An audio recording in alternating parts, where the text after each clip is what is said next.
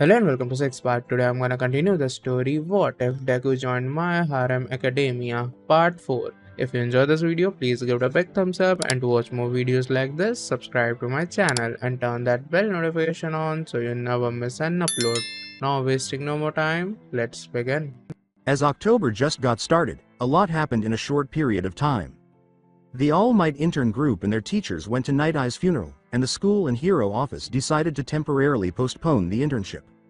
Centipeter has taken over Night Eye's office and will be managing it with assistance from Kaoruko's mother. Arie's horn shrank to the size of a lump, indicating that her quirk came from the same horn, and the intern group was informed that although she had finally regained consciousness, her psychological state was still unstable due to the events she had gone through. As the Class 1A listened, Ectoplasm pointed to the blackboard and said, "It's not particularly elegant, but calculate the integral of this equation. Whoever has the answer, raise your hand." Ectoplasm does get really into his hobbies sometimes. Kyoka quietly nibbled her jack. Habuko looked at the student in question and said, "Even number 1 Yaoyorozu has been stumped, huh? This is a really hard question," she said, hearing a rapid-fire mumble. She then turned to see Izuku explaining the issue before the bush-haired boy quickly stood up with his hand raised. "Midoriya!" exclaimed the math instructor. 107/14, replied Izuku. Ectoplasm exclaimed, "Wrong," before Momo got to his feet and exclaimed, "Yaoyorozu." The answer was firm. "It's 107/28, Momo said. The math teacher nodded and said, "That's right. Let's move on to the next page." Ochako leaned across her desk and peered over Izuku's shoulder, saying, "That was close, huh? A calculation error?" Izuku groaned and nodded. As soon as the bell rang and the students stood up, Ectoplasm said, "Lunch." "Gravity Girl. Deku-kun, you were ferocious." Abara said, "Let's go and try to beat the lunch rush." With a nod, the teenage boy stood up and left with Ochako, Abara, Kanoko, and Reiko. "Yeah, I'm starving." He rarely interacts with Reiko, so the latter kind of caught him off guard. Ochako smiled brightly at the ghost girl and said, "Oh, you're joining us?" As they headed to the cafeteria and waited in line for their lunches, Reiko said, "Yes." Then she turned to face the teenage boy and said, "Izuku, if you want to build up more muscles, you should ask Lunch Rush to serve you triple." Izuku blinked and glanced back. "Oh, should I?" Before pushing something into his hand, the ghost girl nodded and said, "Yes, and here, you need it." Huh? He said, glancing down at a large package of protein powder in his hand. Thank you, Yan." Before muttering under her breath, she corrected him, "Reiko. Or you can call me dear." Izuku, who had not heard the last part, blushed slightly and said, "Thank you, our Reiko." Abara asked him worriedly, "Izuku, how is Kaoruko?" The girl in question had been excused from school for a few days. "I want to check on her this morning, but she is unsure of whether she is the right person to comfort someone in this situation and truly doesn't know how to do it. I'm asking you because out of everyone, you're close to her." "She's still upset but little be better than the other days," he responded. "I see. Will you let her know that I'm praying for her?" the girl with the vine hair whispered softly. As they sit down at the table together after receiving their lunches from Lunch Rush, Izuku nodded and said, "I will." Kanoko asked him abruptly, Izuku, are you okay?" And he blinked at her, perplexed by the other people. "I mean, USS seem to be pretty impatient lately since, after the internship." Abara looked at the greenette and said, She's right. You have rushed things lately." With a slight flinch, the bush-haired boy said, Well, yeah, all I can say is it's related to the internship and..." He glanced at his hand. "My quirk." Ochako nodded slightly and realized, "Oh, Izuku, that wasn't your fault. Should it be that you're blaming yourself for what happened to?" Izuku grimaced. "I know, but what if I have full control of my strength, Sir Night Eye?" Abara put a gentle hand on his shoulder and said, "Please don't do these what if things because it won't do you any good. Doing that will cause nothing but pain." As terrible as it sounds, there are times when you can't save everyone and he know that it was his, the Gravity Girl said, letting out a soft exhale as though she couldn't bring herself to finish it because it was still fresh in her mind. "She's right." He whispered softly, "I understand. I know it won't help me to think about it, but still." With a slight stutter, the mushroom girl reached out to squeeze his hand and said, Is there anything we do to help you?" Izuku blushed slightly and said, "And no, thank you. I mean, why your support are enough for me, He feels that it's difficult to share some of his problems with them because they might not understand and he doesn't want them to worry about him, but it's nice to know that he has more friends who care about him. Everyone nodded, and Izuku simply gave them a little smile before they continued eating their lunch, chatting a little in between. Well, let us know if you need help anytime. The girl with the vine hair added, no matter what it is. Kei Kaoruko, it's me, Izuku. The greenette boy knocked softly on the door while carrying a plate of food, saying, I bring you some dinner. The door creaked slowly open, revealing Kaoruko, who was wearing a loose blue shirt over jeans and had small puffy eyes from crying. H here. Thank you. He handed the plate to Kaoruko, who then looked up at him and asked, can you come inside? After saying, hi, if that's okay with you. Izuku went into her house. He flushed with shame as she laughed softly and said, of course it is because I asked you to. Can you please sit next to me? The girl with the blue skin asked as she sat down in front of a low table and patted the empty spot next to her. Sure. The greenette put his arm around her shoulders without thinking, and the bluenette leaned against his side, resting her head on his shoulder as she ate her dinner slowly. Taking solace in his embrace, Kaoruko inquired, how was school today? She hummed softly, oh, Abara said she's praying F for you. Izuku responded, it was okay, just usual. You don't really miss anything. But everyone miss you, they're worried about you. She sighed softly and pressed herself against his side, saying, tell her I said thank. They sat in cozy silence while she continued to eat her dinner. Up until that point, he keeps her company and they don't talk much. The following afternoon, Kami called out to the invisible girl in the changing room, hey, Toru. Do you know what this is? She asked. The invisible girl cocked her head, asking, what? The illustrator declared, Kamui Wood and Edgeshot are forming a team. Really? Exclaimed Toru. Kyoka checked Kami's phone and said, that's the site, Lurkers, right? There's been a lot of team-ups here recently, huh? There's been rumors for a long time now. When we become pro heroes, let's form a team, too. Mina gets excited, Ochako, you'll make me float, okay? And I'll make it rain acid. Ochako mumbled, isn't that a bit harsh? And Abara's vine can give me a boost. The girl with the pink skin added. The aforementioned vine-haired girl turned to face her and asked, what are you talking about? Kyoka, Kashiko and Setsuna will do reconnaissance. Mina cracked a grin, Team Rainy Day. The rocker's fist went up in a flat response, woo. What about me? Kami asked, gesturing to her own body. No thanks, the pinkette said with a direct and humorous smile. So cruel, exclaimed the illustrator. Momo attempted to be encouraging, saying, how compatible your personalities are is important, too. Teaming up is not just about your quirks. Toru remarked, and I'm pretty sure they were joking around. Yao Momo, that's kinda overkill. Oh, Kami simply sagged on the floor with a childlike pout as the creator blushed sheepishly. The girls head out to a gym building for their training, leaving in time to meet Izuku. Everyone begins to move to their spots at a safe distance, and Izuku walks until he feels a bump on his shoulder before turning to see Katsuki walk ahead. Now for today, let's keep working on improving our super moves. Smentos stands in front of the heroes in training and says, previously, I charged you all with a 2 super move minimum. Those who haven't met this goal yet will focus on development, and those who have will focus on even further improvements. Have you gotten any better? Katsuki grunted, and she inquired curiously about how far he had come in overcoming his dangerous inclination. As Izuku put it, a little bit. The exploding girl sneered, a little bit, huh? Didn't you say you were gonna surpass me? He blinked owlishly before glancing at his hand, considering his limit and the fact that he must fully master it in order to save Sir Night Eye and others. When the boy turned around, he saw Habuko with Kashiko behind her. Izuku, can I ask you for help with our training? He asked. Izuku nodded quickly and said, oh, sure, what do I have to do? We need you to be on move and try to ambush us from any directions. Kashiko clarified, since both of our quirks have went through awakenings, we need to get more better understanding of our limits and to build our super moves from there. Oh, right. He recalled how the camp attack had roused some of his classmates' peculiarities, and he realized that he had never questioned them about the changes. Can I ask you too, what changes did your quirks have? Habuko responded, I don't know how long my target will remain paralyzed after I break eye contact with them, but I do want to test one of your theories out, the one with mirrors.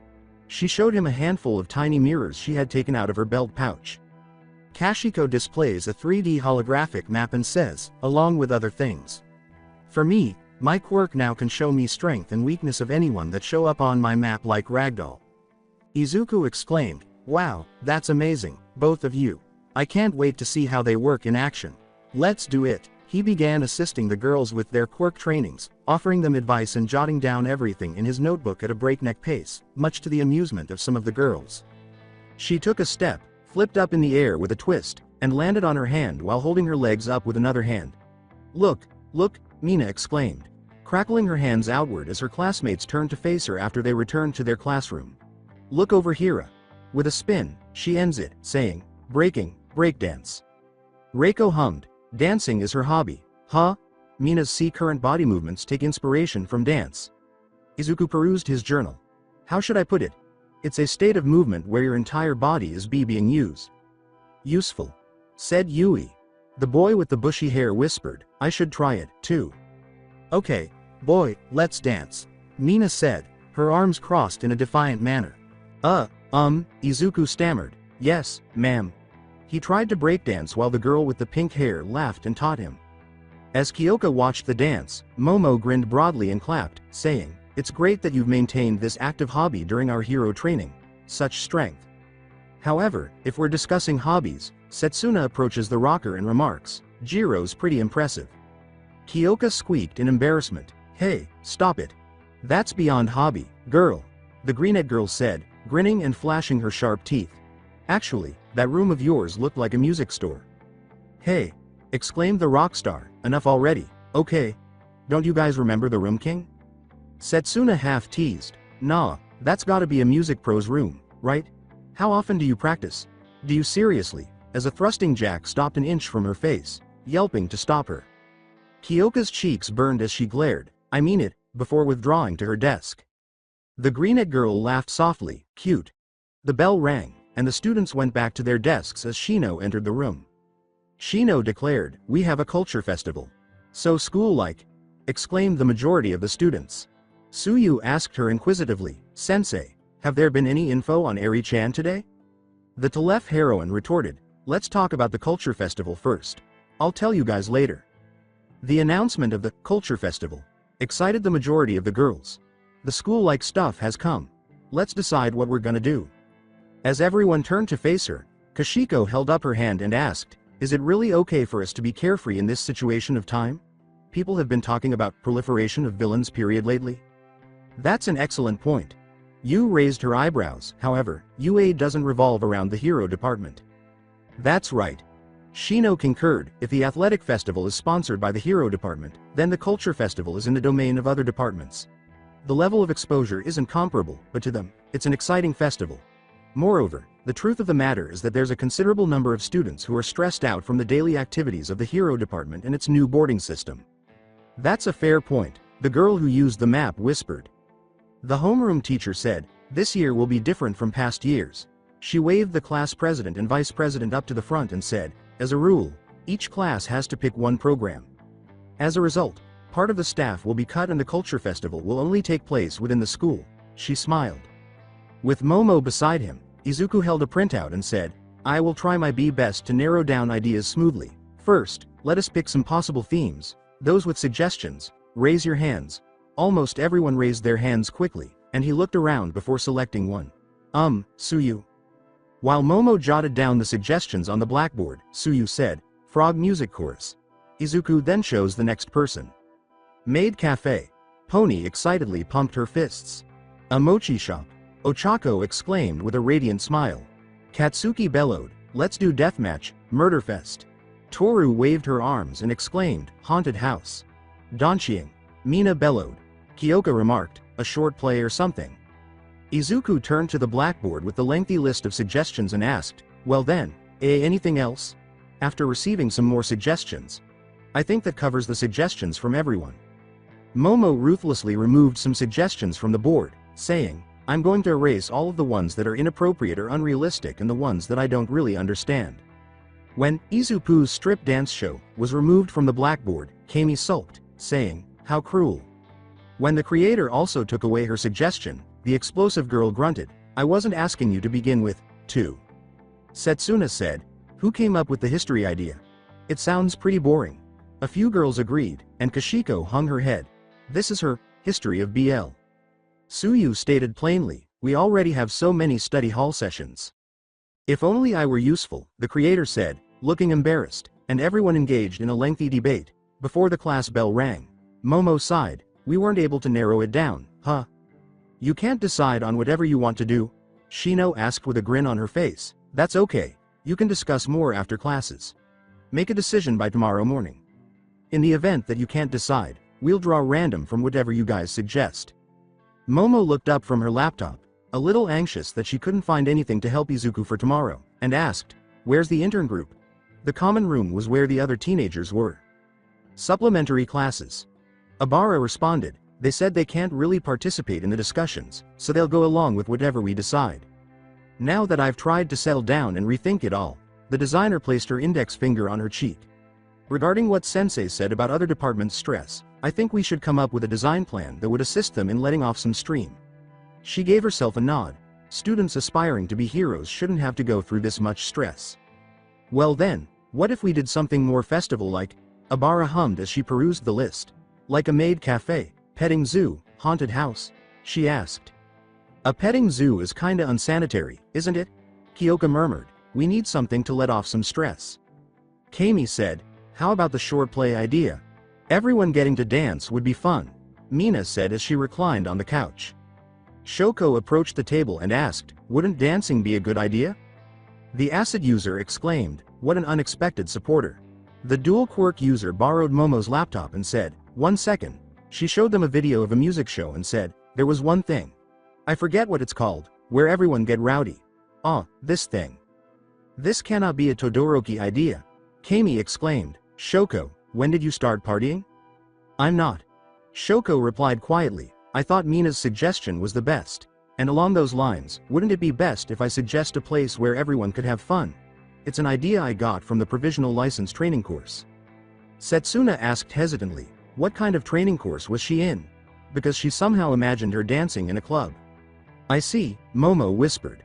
I'll only say it once, but wouldn't that be just as stressful as doing the play? Kanoko gasped. Mina pointed to Reiko and said, I can teach you guys. An amateur with awkward moves mastered the steps in 1 day. Reiko stated bluntly, Ashido's instructions are the real deal. Dance is rhythm. In other words, music. The guests will need first-rate music. The illustrator snapped her fingers. Hold it, amateurs. If we're talking about music. Toru stood up and turned to face Kyoka in front of they all. What? Kyoka became agitated at the unexpected attention. The invisible girl hopped, a live performance with Jiro-chan's instruments, on her feet. With her hands raised, the punk exclaimed, wait a minute. For what? Replied Toru, not only are you really good at teaching music, but when we were playing together, it was so much fun. Ashido, and everyone else, it's not exactly a hobby rooted in heroism, you know. Kyoka was tapping her jacks together. For me, it really is just a simple hobby, honestly, it's not something I could be proud enough about to perform. When the rocker jumped up, Kami snapped her fingers in realization, so that was it. The punk was agitated. That thing today, it's so lit that you're so good with instruments.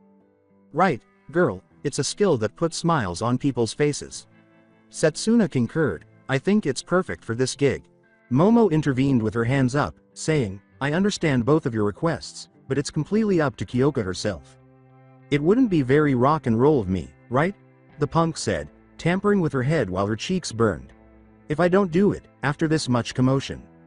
With a whistle, the greenette teased the flustering punk, saying, fuck, how cute can you be? If they see you like that, they'll fall in love with you. Shut up. Kyoka gave her a flushed look. Then Class A's program E's, Mina said, beaming broadly, a live performance and dance with party space. After nearly 30 minutes, the intern group heads back to the dorm, and the creator approaches Izuku in the kitchen as he pulls a yogurt out of the refrigerator. Izuku, the class finally decides on what we should do for the culture festival. Oh, what is it? Izuku's face brightened in interest. Momo replied, a live music performance with dances. With wide eyes, the greenette exclaimed, really? And everyone is all for it? The majority are. She grinned. We will discuss about it tomorrow after informing Mandalay-sensei. Izuku grinned and said, oh okay, thank you for your help. Momo sighed softly and said, no, I did nothing to help. The others came up with this idea. Why yes, but you have an F final say and I trust you enough to make decisions. He continued, if you accept this program then why you must have seen some P positive benefits that must help the S students relieve their SS stress out of this program.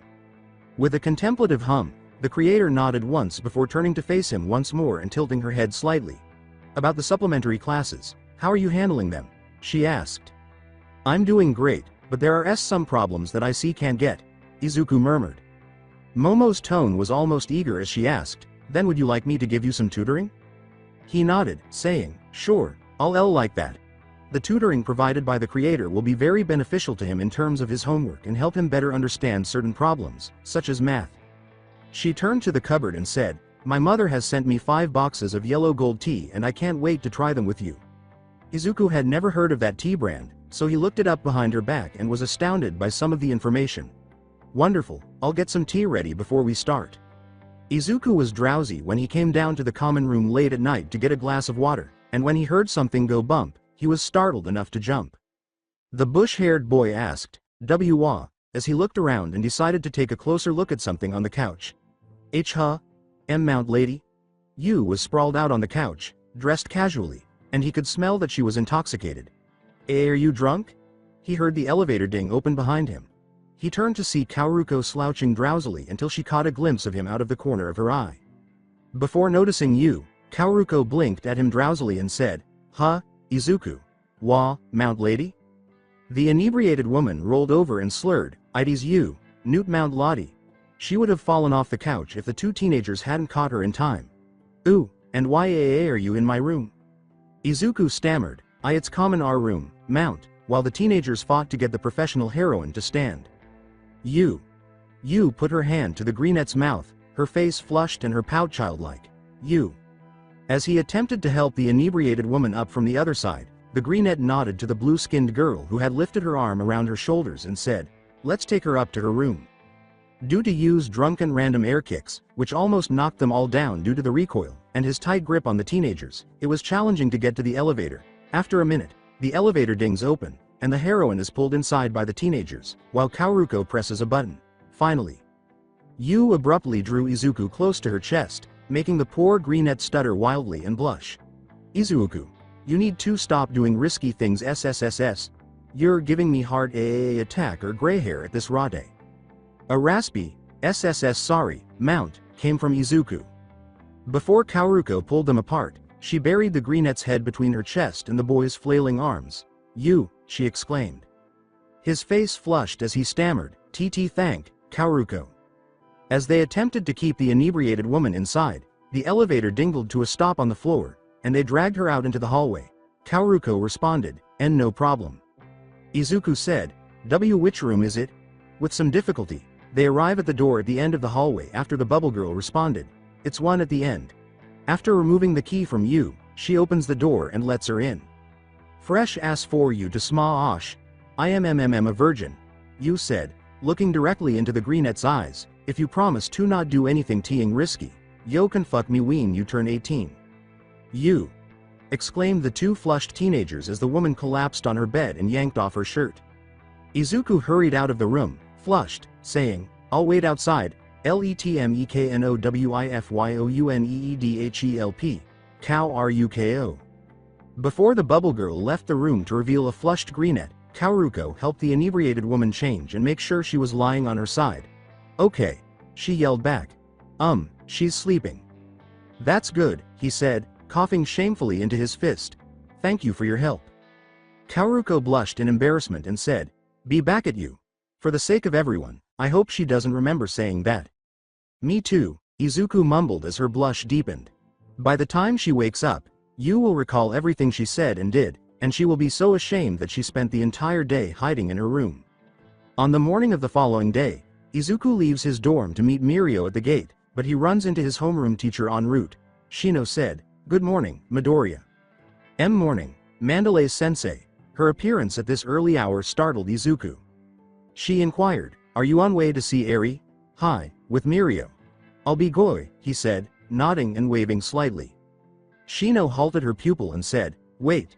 Izuku gave her an uncertain blink. Oh, yes.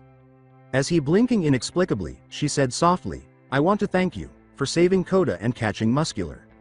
He waved his hands and jolted, saying, oh, you don't have to, what I did was what anyone would have. Shino abruptly gathered him in an embrace and said, I know. But still, I want to thank you. Koda is all I get left. Thank you for saving him. Izuku blushed and said, why you're welcome. He wasn't sure if he should give the hug back, but that the left heroine broke away from him before he could consider it. She grinned down at him and said, now you can leave. I don't want your senpai to stay up any longer. He nodded quickly before jogging away from her and waving, hi. Bye, sensei, he said. Shino waved back, laughing lightly, bye. When Izuku and Mirio enter a hospital room and see Arie awake, they beam broadly. As they got closer to the bed, Izuku said to her, we're sorry we couldn't come see you earlier. She stared at them, and Aizawa stood by the doorway in case he needed to use his quirk. Mirio lifted a basket and said, it's an assortment of fruits. If you like them, then eat on up. Do you have a favorite fruit? Can I guess? It's peaches, isn't it? He put the basket in her hands and said, you're kind of peachy, after all. Arie said, it's apples. The blonde teen chuckled and said, just like I thought. They sat down on stool chairs before Izuku began chopping the apples into rabbit shapes. The little girl spoke slowly before turning to face the greenette, saying, I didn't know your name. I only knew Lemillion-san, and I wanted to know. This whole time, even when I had my fever, I was thinking that, even while I was being saved. It's Midoriya Izuku, and my hero name is Deku, replied the greenette. Deku is shorter, so it'll probably be easier to remember. Deku it is. My name is Deku. She asked, hero name? Izuku replied, it's kind of like a nickname. Arie mumbled, Deku-san, Lemillion-san, Deku-san, and, that man with the glasses, everyone, got really hurt, all because of me. The teenagers nearly jumped when Sir Night-Eye was mentioned because they knew no one had told her about him for fear that she would become self-blaming. I'm sorry you all had to experience such painful things all because of me. She sighed. It's because of me that Lemillion-san, that you lost your powers. It's great that Arie-chan is safe. It's no use apologizing to people that aren't there. Let's take it easy. Mirio patted her head and said, everyone fought because they wanted to see your smiling face. The young girl stared at them for a moment before attempting to do something with her face, pressing her cheeks up to the consternation of the teenagers. The young girl whispered softly, I'm sorry, how do you smile again? Izuku realized that she was still stuck in Chisaki's shadow and wanted to do something to cheer her up, but then he had an idea. Izuku rushed up to the underground hero and said, Aizawa-sensei, can't Arie-chan go out for even one single day? It's probably not impossible, however, Aizawa responded, how should I put it? Where she'll be transferred to. Then, can Arie-chan come, too? The greenette interrupted. The disheveled man crossed his arms and raised an eyebrow, saying, I see. To the cultural festival, Izuku replied, can Arie-chan come, too? Arie turned to the blonde teenager and asked, cultural festival? It's a festival put on by our school. Mirio enthusiastically clarified, the students set up events and foods for other students to enjoy. And apples. They'll probably even have candy apples. Candy apples? Inquired the young girl. The older teen clarified, it's an apple that's been sweetened to the point of becoming candy. Sweetened, Arie's eyes gleamed as she drooled. Aizawa pulled out his phone and called the principal, saying, let's talk it over with the principal. Izuku went back to the girl's side and said, well then, Arie-chan, what do you think? Reaching out to grasp Izuku's jacket, Arie said, I have been thinking, ever since I was being saved, about the people who saved me, Lemillion-san and everyone else. I want to get to know them more. She turned to face the greenette. I'll tell you about us until you can't take it anymore. Mirio raised his fist. Let's start working to get the go-ahead from the principal. I'm currently on suspension so I can be on constantly supervised date with Arie-chan, right? Date? Inquired the young girl. The blonde teen said, a honeymoon couple's outing? With confusion, Arie inquired, honeymoon couple's outing? Izuku gave him a humorous look and asked, Senpai, what are you saying? Mirio gave him a playful grin and nudged him, saying, hey, you heard me. A honeymoon couple's outing between you and your ha. The red-faced greenette interrupted him, saying, they're not, they're my classmates and friends. Who happen to be all girls. Arie glanced between them bewilderedly as the freshman stammered and the blonde teenager snickered. Aizawa has noticed that the young girl seems to lean in close to the greenette and even eats most of his food as though she were at ease with him. His boss needs to be reminded of something else. The following day, Mina walked back to her dorm with Kaoruko and the majority of her class, waving her arms up and down, saying, "We have so much to plan. There are more extra classes for the intern group." "Isn't it delightful to think about what it'll be like?" Kami replied. "Yeah," Kyoka calmly answered, and Katsuki heard two general students conversing.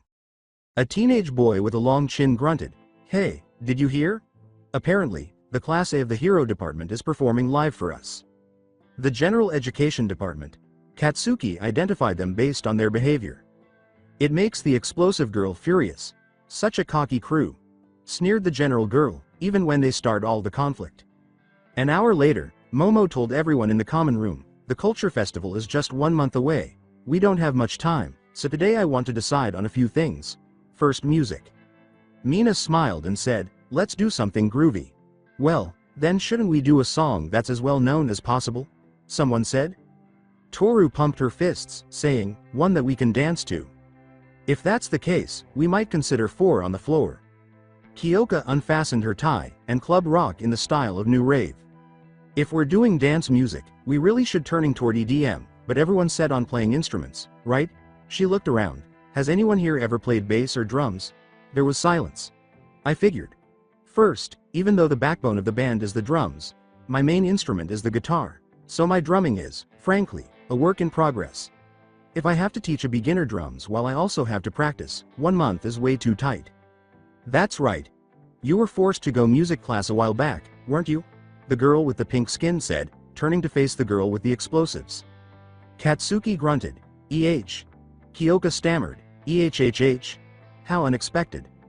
Kami held up the drumsticks and said, "Why don't you try playing the drums?" "Can't someone else do it?"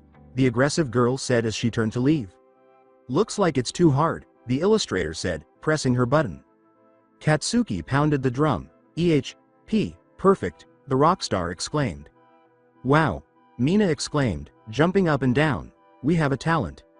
Setsuna smiled and said, "So it's decided. Katsuki's on drums."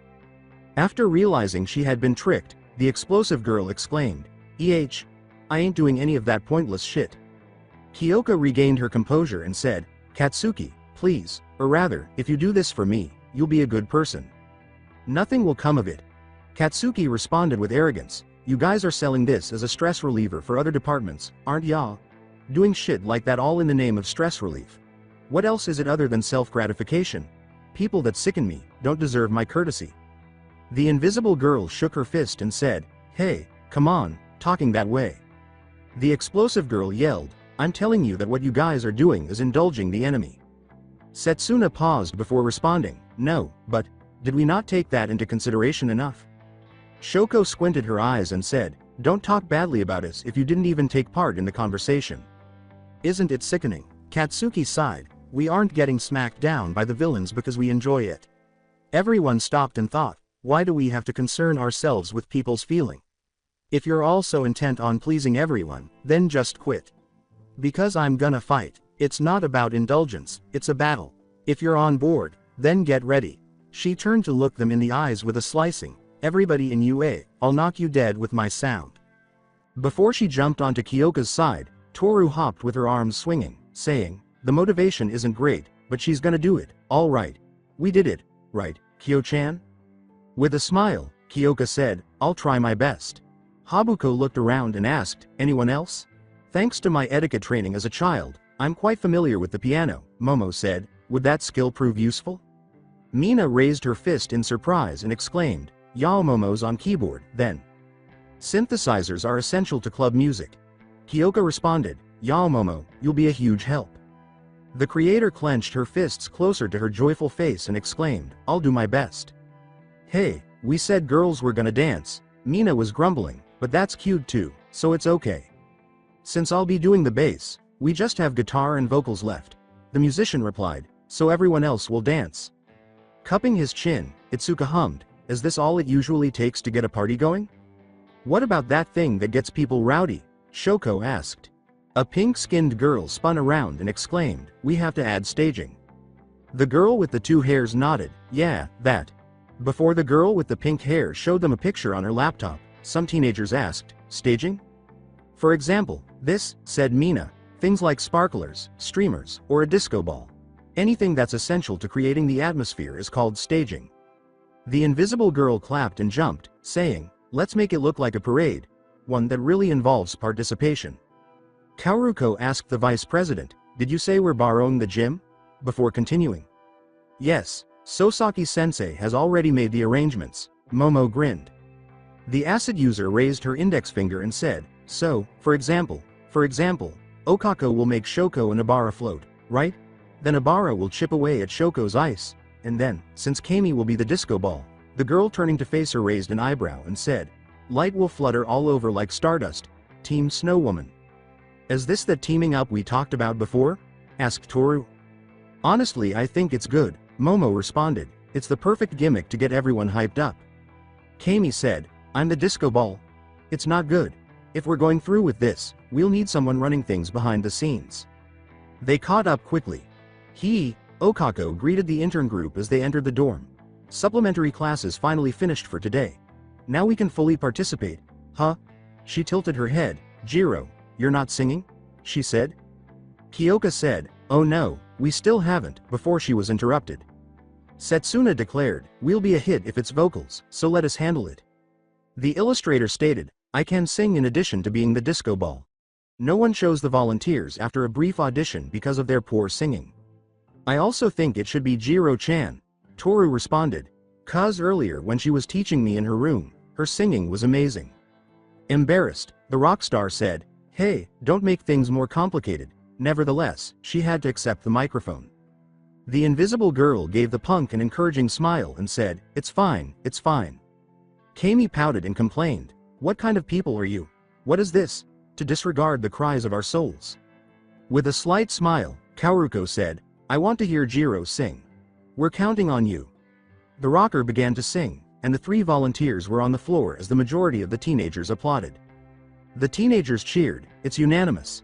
My ears are in heaven. Such a husky, sexy voice," they agreed. Kyoka quickly shifted the focus to something else while blushing profusely, saying, "Okay then, that's that. Now, we need guitarists. 2 of them." Setsuna raised her hand and exclaimed, "I want to do it, playing an instrument is so cool." Yui held up her hand and said, "Me." Katsuki scowled at them and said, "I don't care if you want to do it. Do you have the guts to get it done?" The greenette girl laughed and raised her hands in the air, saying, I do, I really do." Kaoruko lightly scratched her cheek with her index finger and said, "Dancing is fine with me, after all, I can't play any instruments." According to Kanoko, "Same here." Yui said flatly and without emotion, I'll help out with the staging." Before anyone looked over to see, they heard someone playing a guitar really well. As the girl strummed the guitar, Mina exclaimed, "Pony, you play? Why don't you say anything?" "You never say anything about that bee before," exclaimed Izuku in amazement. "Why yeah, that was amazing.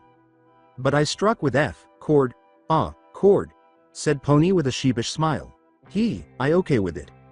The blonde girl smiled at Kyoka as she said, I'll help you out with that." After much deliberation, the roles were ultimately determined, and the exhausted teenagers were forced to turn in because it was too late. "And here we are," Arie exclaimed as Mirio escorted her and Aizawa to the school on Saturday. "It's okay. Everyone's nice here. Welcome to UA." The young girl gazed up at the enormous building with wonder while clutching her bag. When Mirio saw Izuku with Tsuyu and Ochako, he ducked behind a bush. "What sort of sudden entrance will get a laugh out of them?" she asked as she followed them to a dorm. "Doesn't seem like anyone's noticed yet." Before the greenette gasped at the sight of Arie, Izuku noticed him and the blonde teenager simply stared. Tagada-senpai," Izuku said, "is that?" Tsuyu and Ochako both gasped. "Arie-chan," exclaimed the greenette, but nobody noticed Mirio pushing his butt through the bush.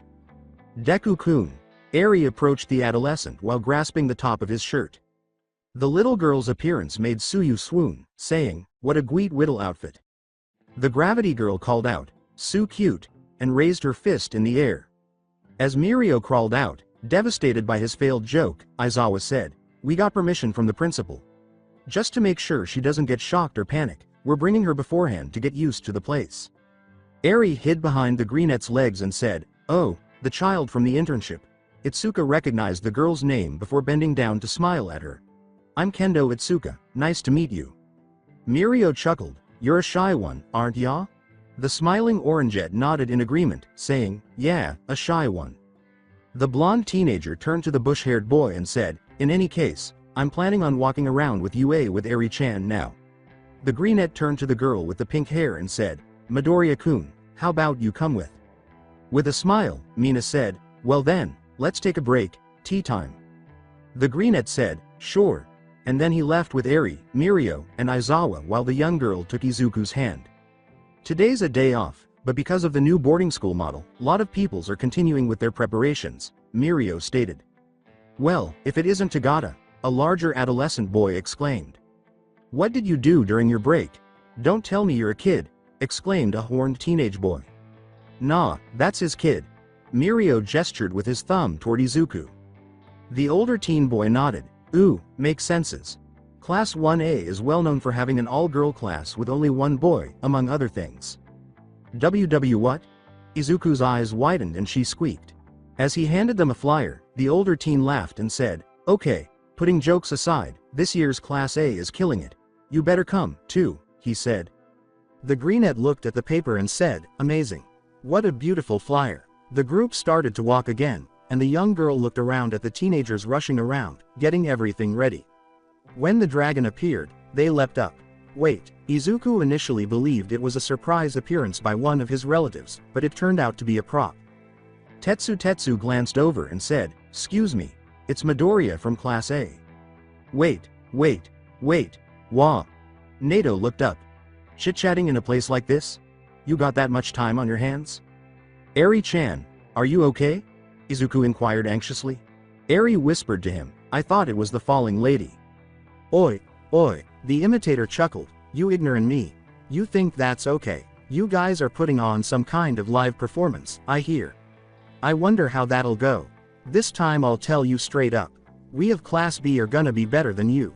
Romeo, Juliet, and the Prisoner of Azkaban, The Return of the Kings. Class B's completely original super special fantasy play." The greenette covered the young girl's ears and turned her away from the laughing imitator, saying, "Oh, it's a mashup of Romeo and Juliet, Harry Potter, Star Wars, and Lord of Rings." After pausing, Nito exclaimed, "Better get ready. We're going to shame you to tears. I'll have a handkerchief for you when it happens." Togaru then struck him with a wood beam, knocking him unconscious. "Every time he speaks, he has more to say," Izuku exclaimed. Togaru picked up the copycat and dragged him away, and the greenette merely blinked a few times before they started walking again. "Sorry, Sen's not here," so he went unchecked. "Ah, that's right, she's fired up this year for Miss Khan," Mirio said to the perplexed girl. "Sorry for suddenly showing you UA's dark side, Arie-chan." "Huh? Miss Khan?" the greenette asked, blinking at Arie. As the group enters the equipment room, Izuku is unsure of where to look because Najire is wearing a very tight dress and appears to be floating. Najire flew closer to Arie-chan and Izu-kun and said, Hey, why is Arie-chan and Izu-kun here? Strange. Why, so exiting." Izuku blushed as he looked away from her, saying, "Even her quirk is flashy. Her face, too, and her PPP propopro." The girl with the blue hair laughed at his response and said, "Proportions." The greenette blushed and said, "We even have senpais like this, huh?" "That's right, but listen." Najire raised her index finger in response, "Are you listening? Each year, I've never won. There's this amazing girl, the champion of Miss Khan. Third-year Class G support team, the dazzling Zaki Bibimi-san." Amazing," blurted Izuku. At the mention of her name, Yu looked up and said, "But one way or another, it becomes both exciting and terrifying." Tamaki appeared before he curled up on the floor, saying, "To perform in the presence of the public. Just thinking about it, ow, OWW, my stomach start to hurt. This year, she's gonna appear in a commercial that'll make her fanbase blow up. That's why, this year, I'll definitely win." The girl with the blue hair grinned broadly.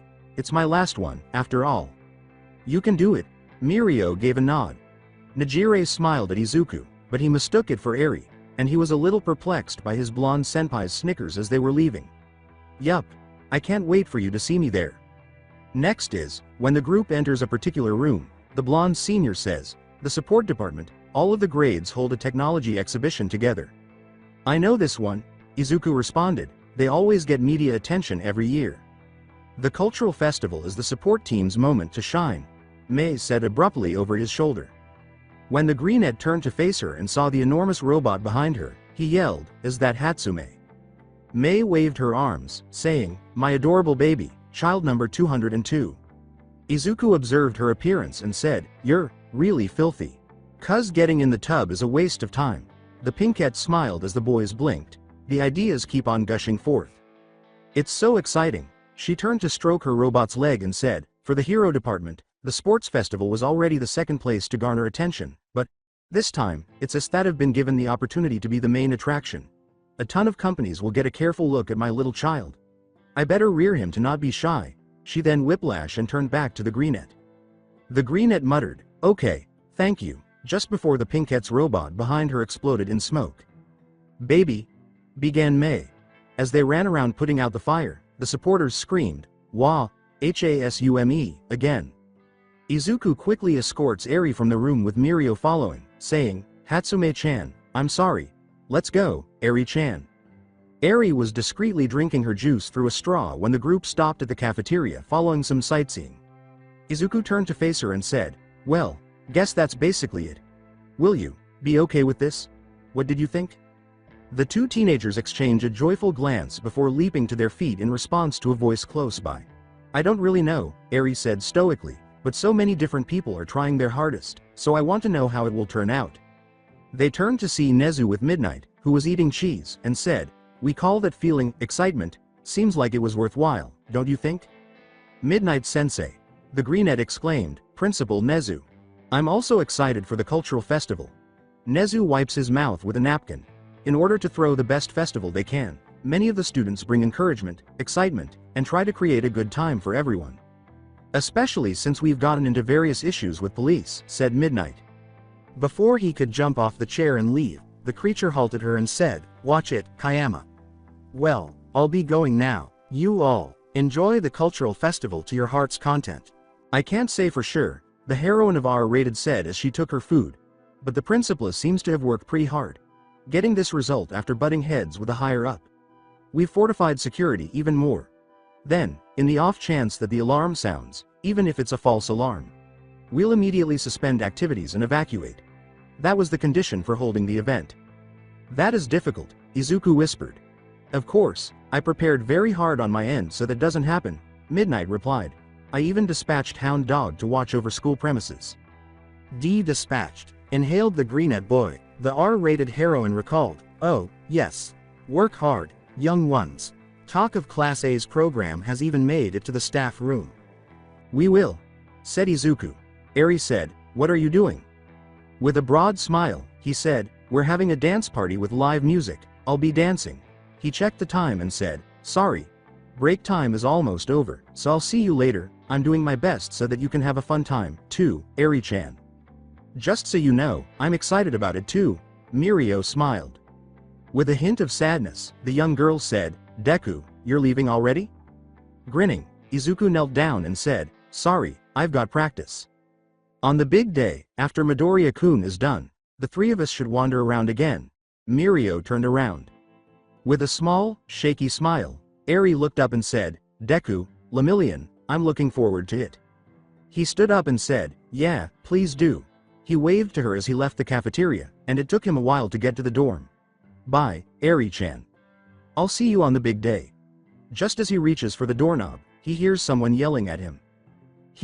Little bun. Izuku turned to witness Mawata waving cheerfully at him. He let out a startled cry. Fuwa-senpai. What bring you here? This Oni-chan wants to take you out for some fun at the cultural festival, Mawata said, smirking and jabbing her thumb at herself. Izuku said, blinking quickly and his cheeks burning. Hang out? The pinkette exclaimed, yup. Hisashi had asked her to be near his son in order to protect him from his classmates by bribing him with sponge cakes. Unfortunately, the pro-hero is unaware that she has developed feelings for Izuku because she finds him to be cute, fluffy, adorable, and exactly her type. After giving it some thought, He said, well, sure. He could ask her about her quirk and hero stuff, as well as what it's like to work under his father. He didn't see any harm in spending time with his senpai. Awesome. Smiled Mawata. They turned to see Kyoka and a few girls peeking out from behind the door, curiously checking out the noise they had heard outside. What's going on? They asked. The punk raised an eyebrow and pointed to the pinkette, asking, who's that? Izuku pointed to the adolescent and said, that is our senpai F from class 2A, Fua Mawata. The girls blinked when the pinkette smiled and threw her arm around his shoulders, saying, and little buns Oni-chan. Itsuka looked at her amusingly and raised an eyebrow, saying, I've never seen you before until now. Excuse me? He blushed in shame and said, she's just calling herself that because she's interning under my dad. That's right. Mawata laughed at the girls as she caressed his hair, embarrassing him. I'm just stopping by to ask Little Bun if you want to hang out with me for a bit during the cultural festival, and he said yes. The girls were startled by her playful smirk before she mouthed at them and played with his hair, saying, mine. She chuckled to herself as it seemed to light a fire under the girls, who gave her a competitive glare. With a weary expression, Kyoka muttered, seriously, another one? And a second-year senpai at that.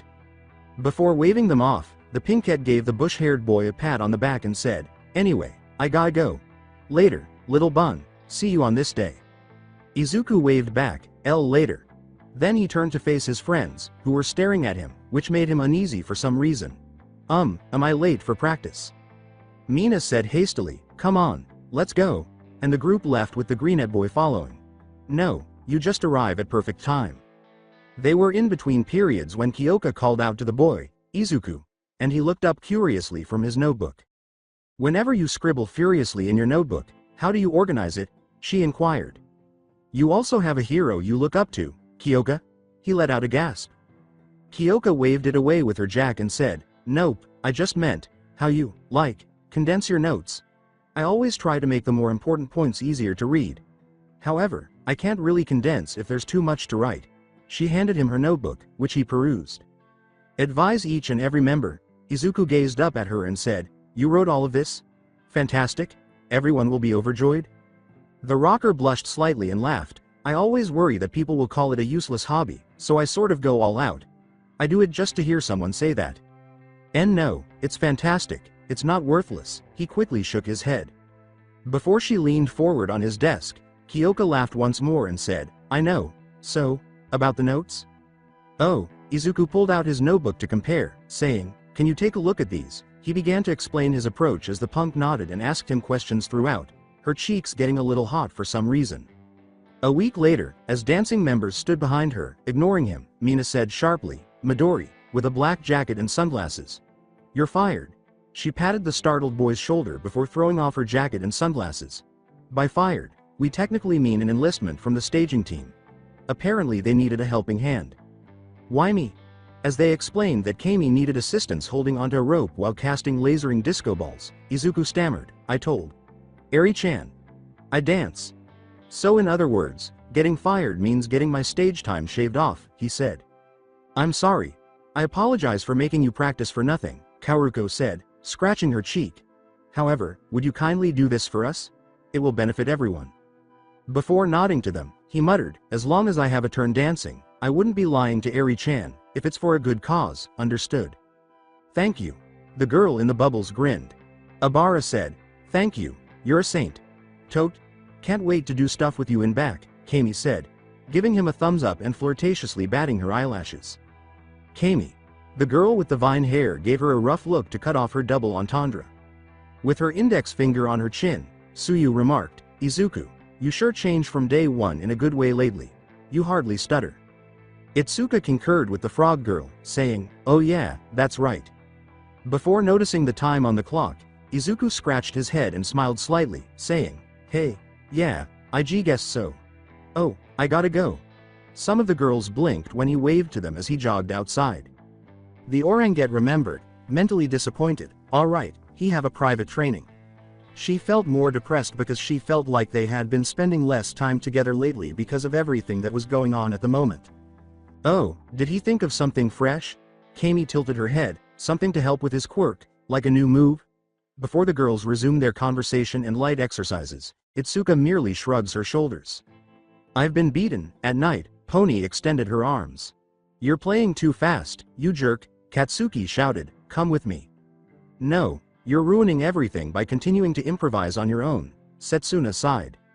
While preparing tea, Momo grinned at the girl and said, Kyoka, you teach just like a professional. You got Setsuna, the amateur, to learn the chord progression. It wasn't that impressive. Kyoka dismissed it. Hey, today's tea smells really good, she said, waving it away. I understand, correct? The creator cheerfully held a tea box to her cheek and said, my mother gave it to me, Imperial Golden Tips, the Phantom Black Tea, everyone, please give it a try. I'm not sure what it is, but once again, thank you. I find it very bourgeois, but I also don't fully understand. Deku-kun. Yao Momo's tea isn't being consumed by you, Ochako yelled at the greenette. She screamed out as Izuku quickly swiped through his phone, mumbling something about support items and All Might, which he had only learned about from Toshinori himself during a covert training session using his OFA quirk following a meeting with Mei. Oh, go ahead and shoot. Izuku unintentionally tapped a random video, which displayed a sloppy teacup. What type of tea does the listener drink, and when? The voice said. A black tea video. How timely, said the gravity girl as she handed him the tea. Oh, I'm grateful. Take it, greenette. This is the premium black tea, Royal Flush. For me, I always drink before and after work, and I choose the brand based on the amount of work I have. The speaker lifts the sloppy tea to reveal his face. What does this mean, do you know? That man with the ability to make a difference, gentle, is amazing. The upcoming video will serve as a wake-up call, not only to listeners but also to the general public. I really hope you'll wait. A woman's squeal marked the end of the video. As Ochako muttered, so short. Then Izuku realized, this person. Is he well known? The girl with the gravity asked. His like ratio is quite low. He muttered, I don't know much about him either, but he's a notorious villain in part because of his problematic actions. However, it is impressive that he has been able to upload videos of himself without being arrested. What is he planning to do next? The Class 1A was practicing one last time the night before the cultural festival. All right, they're closing up soon. Let's start at the top. Mina yelled at the band and dancers. Tap, tap, tap, clap, tap, tap, was the rhythm that the dancers followed. Huh? You're at center now, Kami. Midori, you're off stage, she said, and they complied. You're still moving slowly, so, the boys shuffled awkwardly, get up. As we're all amateurs, I was initially concerned about this performance thing, Reiko remarked, but now. The dance team and the band have really improved, haven't they? Much of this is due in large part to Mine's intense coaching style. I guess when you love something, you give it your all. Kanoko concurred. Momo swallowed and said, I'm beginning to feel anxious. Please refrain from using those strange ad-libs during the actual performance. Be careful, one of us might get thrown off by it, Kyoka warned her band. To whom precisely are you referring? Katsuki and Setsuna huffed together. And Yui deadpanned, you too. Subsequently, Midori will swiftly ascend from the stage to the ceiling, position Kami, and hang him from a rope. As Izuku lifted Kami up, Mina remarked, and then all that's left is. Isn't it? Hound Dog growled and slammed the door open, saying, 9 already? Students are only permitted inside until 9 o'clock. Sorry, yikes. The teenagers dashed back to their dorm, saying, I'm heading back now. I am unable to sleep. Setsuna screamed loudly as she ran around. Stop. Some people are sleeping, Mina yelled. Kashiko pondered. I wonder if everyone else will enjoy this as much as we hope. With her hands tucked under her thighs, Kyoka remarked, I don't think you should think of it that way. She added that it wouldn't help us to feel shy or anxious. Once we're on stage, we simply need to have fun. Did you not have a lot of shyness? Toru made fun of it. That was unique. The rocker, embarrassed, waved it away. Izuku and Kami were checking supplies when Izuku said, what you said makes a lot of sense, Kyoka. Yes. The best way to help ourselves is to focus on others, Kami continued. When the greenette saw the ropes, she said, I see. The rope is getting frayed. We've worn it out from practicing so much. The illustrator remarked, it's evidence of our affection. Izuku immediately stopped himself from saying, yeah, no, this is dangerous, I apologize for not noticing sooner. Wait, did you say low, he said, pausing. How about asking Yao Momo to create one? Kami interrupted him. Yao Momo is already asleep. Don't treat her like a toolbox. Mina said, dismissing the notion. Since I have morning training anyhow, the greenette declared, I'll buy one, first thing in the morning. In addition, I want to purchase a few other items. The store opens around 9, doesn't it? Setsuna noted, wait, we're on at 10. The home center that's 15 minutes from UA opens at around 8, said Kyoka. That's cutting it pretty close. Mina stood up, we better hit the sack soon. All right, then, Kami gave a thumbs up, saying, but let's get in an early cheer, Night Owl Squad. We'll probably do this again tomorrow. She pumped his fist up as most teenagers cheered loudly, let's do this.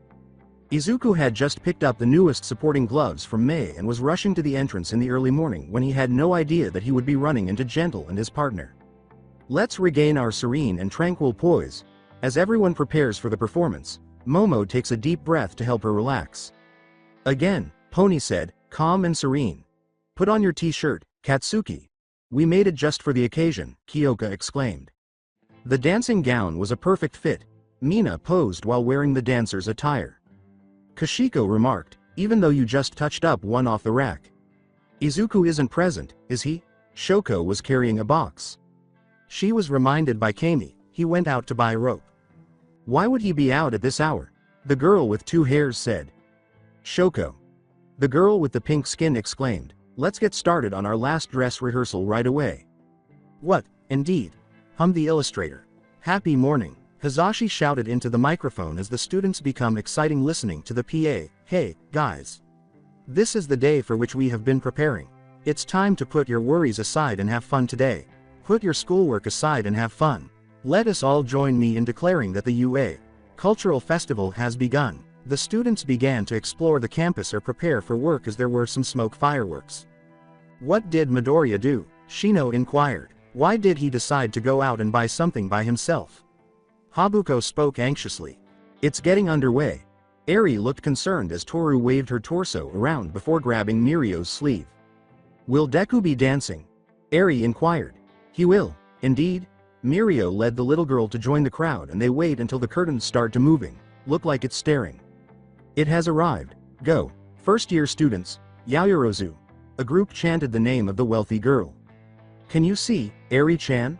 The blonde teen raised the young girl on his shoulder so she could be seen better. Yeah.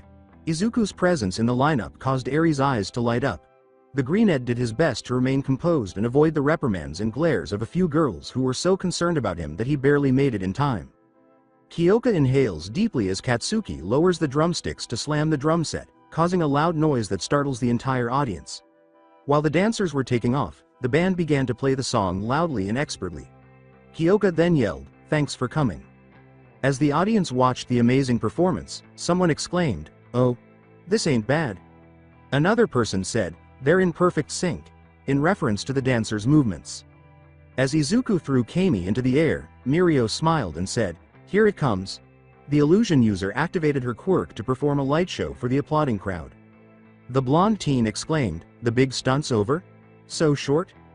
"It's over?" inquired Arie. As some teenagers on stage used their eccentricities, Mirio exclaimed, "But look, over there."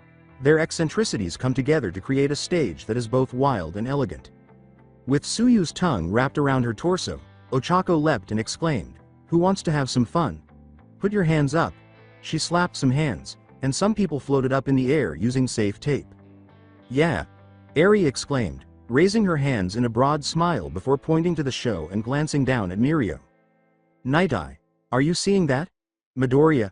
Mirio smiled back, tears in her eyes. At last, Arie is grinning. As she overheard the bypassing students commenting on Class 1B's performance, Toru sighed, "I wish I could have seen Class B's play." The musical show had ended some time ago, but they had to finish cleaning up before they could explore the campus. The teenagers watched as a couple of teachers joined the group before Hound Dog abruptly threw Izuku over to them. "We had no choice." Setsuna shrugged her shoulders and said, "Gotta do the cleanup properly." They looked down at Izuku, keeping Toshinori at a distance. "Is he getting scolded?" they asked. She exclaimed, "Whoa, it's a flying Midoriya." Pony thought, "Ah, here comes Senpai," when she saw the blonde teenager with the young girl. Mirio waved, Nice job back there," and Arie hurried over to Izuku right away. Arie exclaimed to the smiling bush-haired boy, "At first, I was scared because it was so loud, but then everyone started dancing like, hop, hop. And then the light went flash and Deku disappeared, but then everything got cold, like, whoosh. Arie raised her hands above her head and said, and then the light was spinning around, and that lady's voice was like, wah. And her hands went down, I said, wah, too. Izuku laughed with happy tears and said, I'm so glad you enjoyed yourself. Someone exclaimed, Class A, nice work, we had a great time. Thanks, dudes. Mina smiled. Alright. 2 regular students abruptly yelled, we're sorry, we went to watch because we were going to ridicule you guys, and shuffled away. The pink-skinned girl gave them a strange look, and nobody noticed Katsuki's arrogant look. Okay? She asked. So those were the stressed-out people Sosaki-sensei was talking about, right? Kanoko responded. I guess this means we got through to them, huh? Abara said, clean up the rest of this ice. Ah, sorry.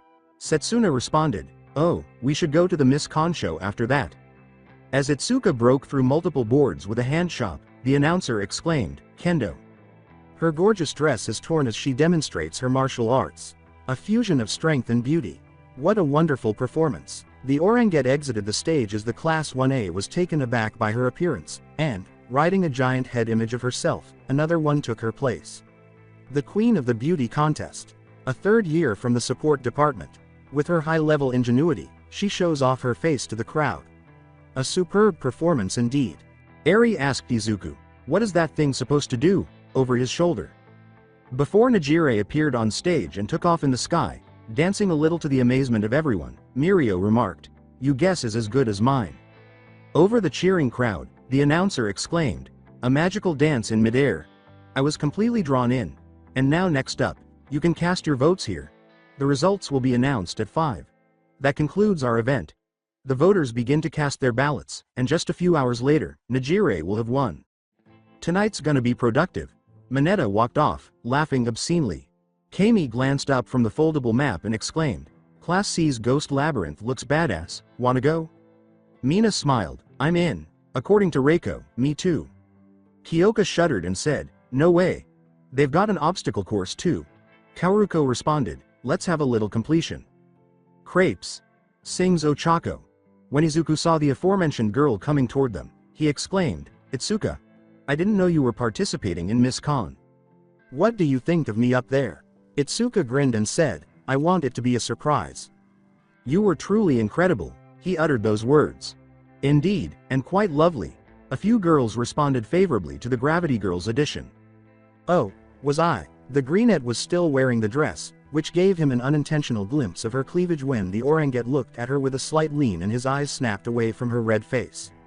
With a faint smirk, Izuku stammered, why yeah, you look really pretty beautiful and graceful on stage. Itsuka did it to get him to notice her more than a friend, and she believes she has successfully planted a seed in him. Are you wearing this outfit as you move around the festival? Setsuna inquired. Itsuka answered, nah, I'm gonna change. As Arie held his hand, the greenette boy told the Oranget, we're going to buy some crepes. The Oranget said, get it, and left to change. Should we leave now? Suyu glanced at the young girl below. Arie smiled as she looked up and said, yes, I want to try crepes. How do you feel about it? As the small group eats crepes at a wooden table, Itsuka asked the young girl. It tastes delicious, Arie said. Izuku used a napkin to wipe her lower face clean after applying some creams to it. Hey, there are some games you can play to win prizes. Mirio smiled down at the young girl, asking if she wanted to go. Yes. The young girl gave a quick nod, and they started looking for some gaming booths. Deku. Before they turned to see Katsuki stomping toward them at a high speed, they heard a bark. Keikachan. When Izuku leapt, the explosive girl shoved something roughly into his hands before stomping away from them. You can have that because I had this shit even though I won. Itsuka noticed with narrowed eyes that Katsuki's ears were burning red as she vanished from their view. Have what? Oh my god, I don't have this one, the greenette boy said, glancing down at the object in his hands with others and noticing that it was an All Might figurine with one fist up. When I see her again, I must thank her. How is she aware that this one isn't yours? Suyu inquired dutifully. Perhaps she made a guess. They started walking back to the game stalls after Izuku's response. Izuku was having fun watching his friends and students compete in an obstacle race when he heard a familiar voice say, "Ah, little bun, there you are." Fuwa-sen. Izuku jumped in surprise and turned red as Mawata approached him, dressed like a French maid and wearing black stockings. W-wa. The giggling pinkhead gave a straightforward explanation. "My class is doing a maid cafe." Oh, I see. The greenette boy coughed and cleared his throat while making every effort to maintain eye contact. "I'm taking him to my class," Mawata said to Mirio, Arie, Ochako, and Suyu. "Do you guys mind if I take him off your hands for a bit?" Before he or anyone else could respond, the pinkette swiftly dragged the yelping greenette boy away as Mirio laughed, saying, "Sure, have fun." "I is TT that HH how you do with others," Izuku exclaimed uneasily, blushing atomic red. The pinkette was leaning against his side with one leg across his laps, and the greenette's face was burning hotter when he heard some amusing chuckles in the background. They were sitting in the corner of Mawata's classroom, and she was almost making fun of her classmates. "Nope, just with you." Mawata giggled teasingly as she held a furkful of omelets out to him. "Say ah, my little bun." The greenette said, ah, and opened his mouth to bite into it. It's GGG good." He felt as though he had been in here for about 20 minutes, which is exactly how long it was. Mawata grinned broadly and said, "Oh really? I'm happy to hear that because I made it." Really?" exclaimed Izuku. He doesn't know why, but there's something in her tone that makes him blush even more. "Yeah," she confirmed before leaning in to whisper into his ear, "and guess what? You're the only customer I made for." As soon as she opened the door with a slide and Arie and her friends peered inside, Ochako yelled, "Deku, are you in here?" "I'm here." The flushed greenette bounded to her feet, dislodging Mawata in the process.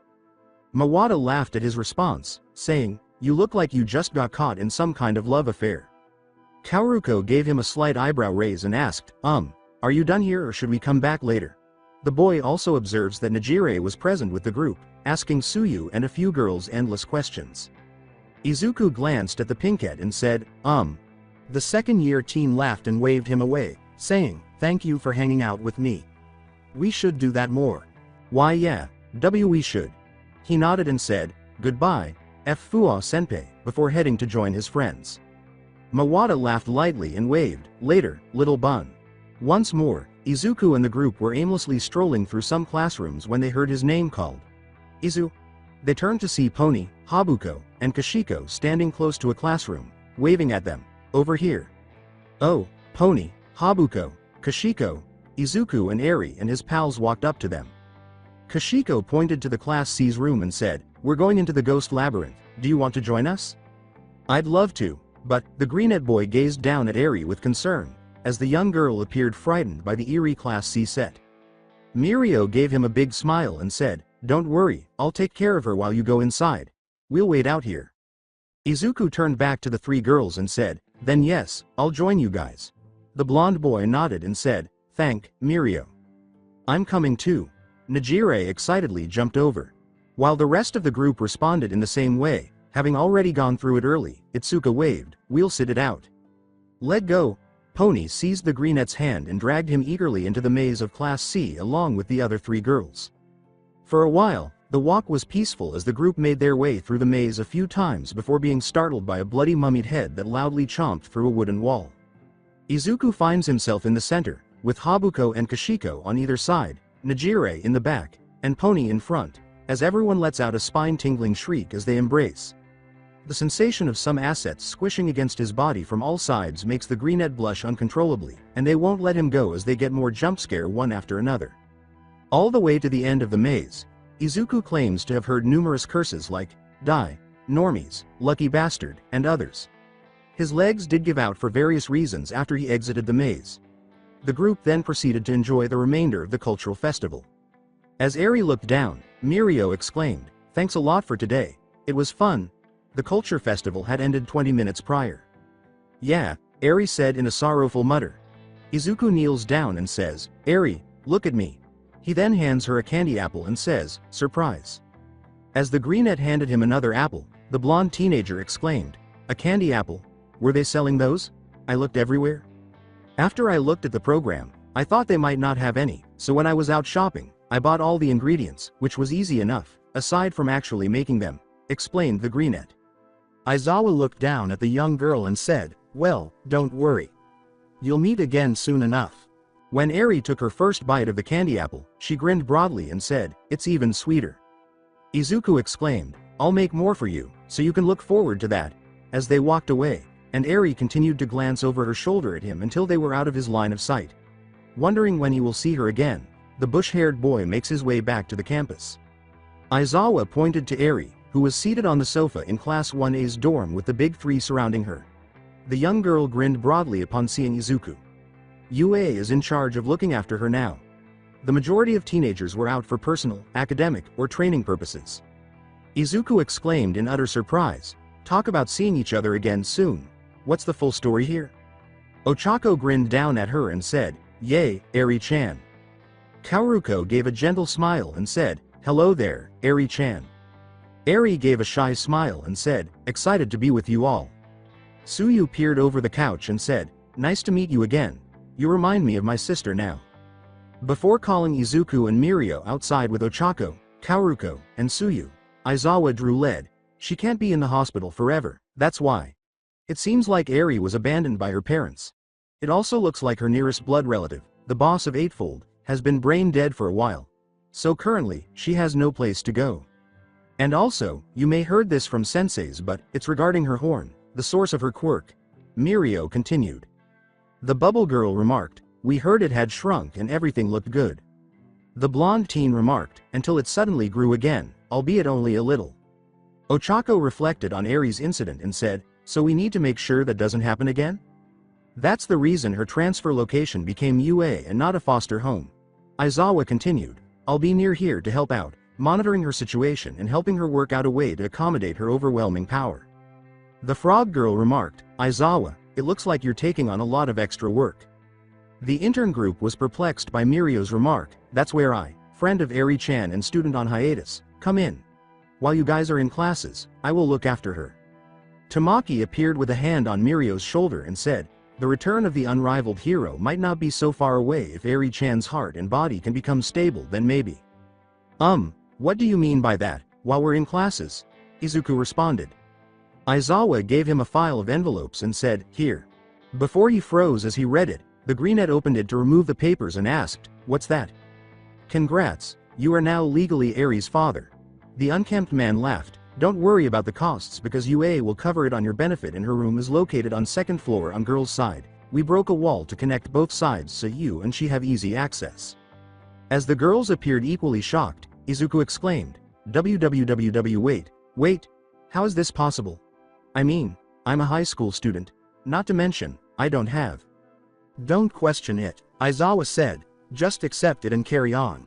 Also, Arie is more comfortable with you than anyone else and it's agreed that she's better off being with you. The UA will do their best to help you out with raising a child." He waved goodbye to them and said, "Go back inside. Bye." "Wait." The startled greenette stammered, wondering how in the world he could have experienced it.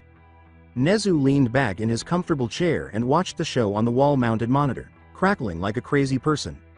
That is the greatest idea Kami has ever thought of, and he loves to fuck people.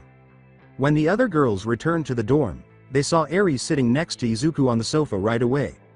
They were perplexed to see that he was gawking while the young girl was simply beaming at them. Kami cocked her head slightly and waved to Arie, asking, "What's the matter with Izuku?" "That." Tsuyu held the papers out to them, and the girls leaned forward to read them carefully before nearly everyone froze, their jaws dropping and their eyes widening. Exactly our reaction when we saw it. Setsuna exclaimed, wait, how is it permitted? I mean, we're in high school." The frog girl answered, "Aizawa-sensei said not to question, accept it and carry on."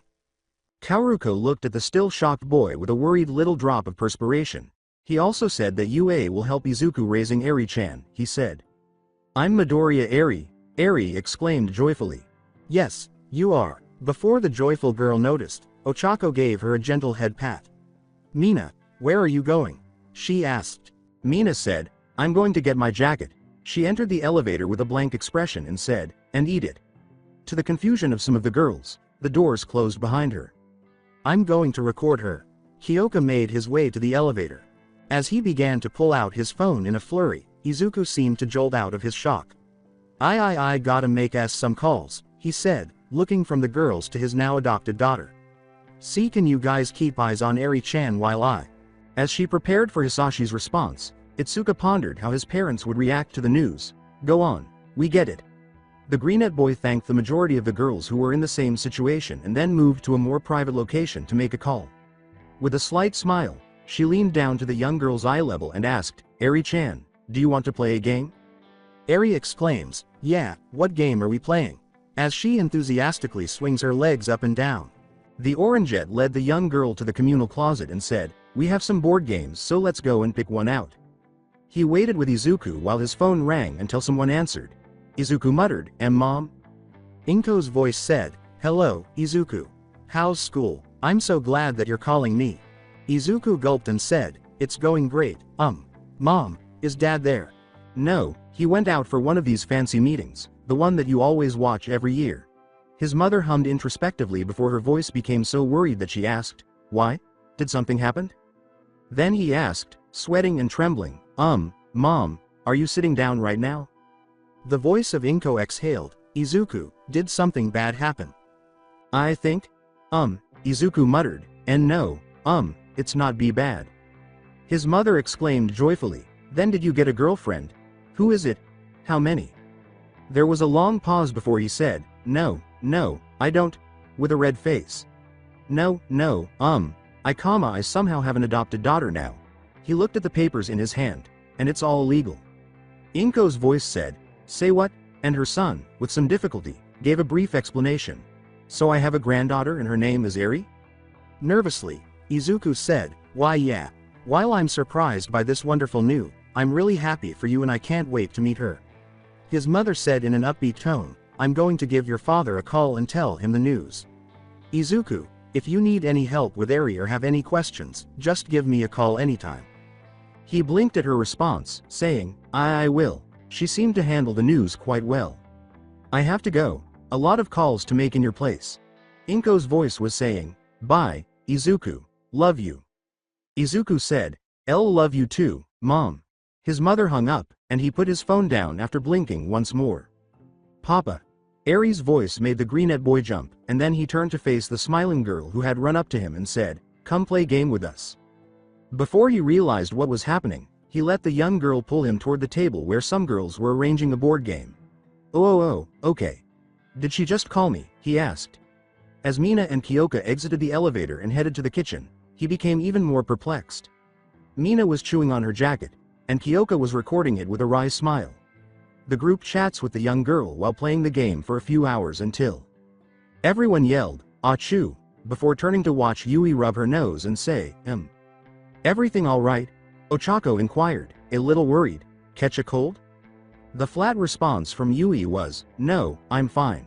Maybe someone is talking about you, replied Toru. A fan, maybe. We get a lot of fans after the culture festival. Before the front door opened and everyone turned to stare out into the foyer, the expressionless girl simply shrugged her shoulders and the gravity girl hummed thoughtfully, true. Shino smiled and said, locking on with sparkling eyes. Tomoko smiled broadly and said, here to lend a helping paw. With the box in his hands, Yuara flexed, coming out of nowhere.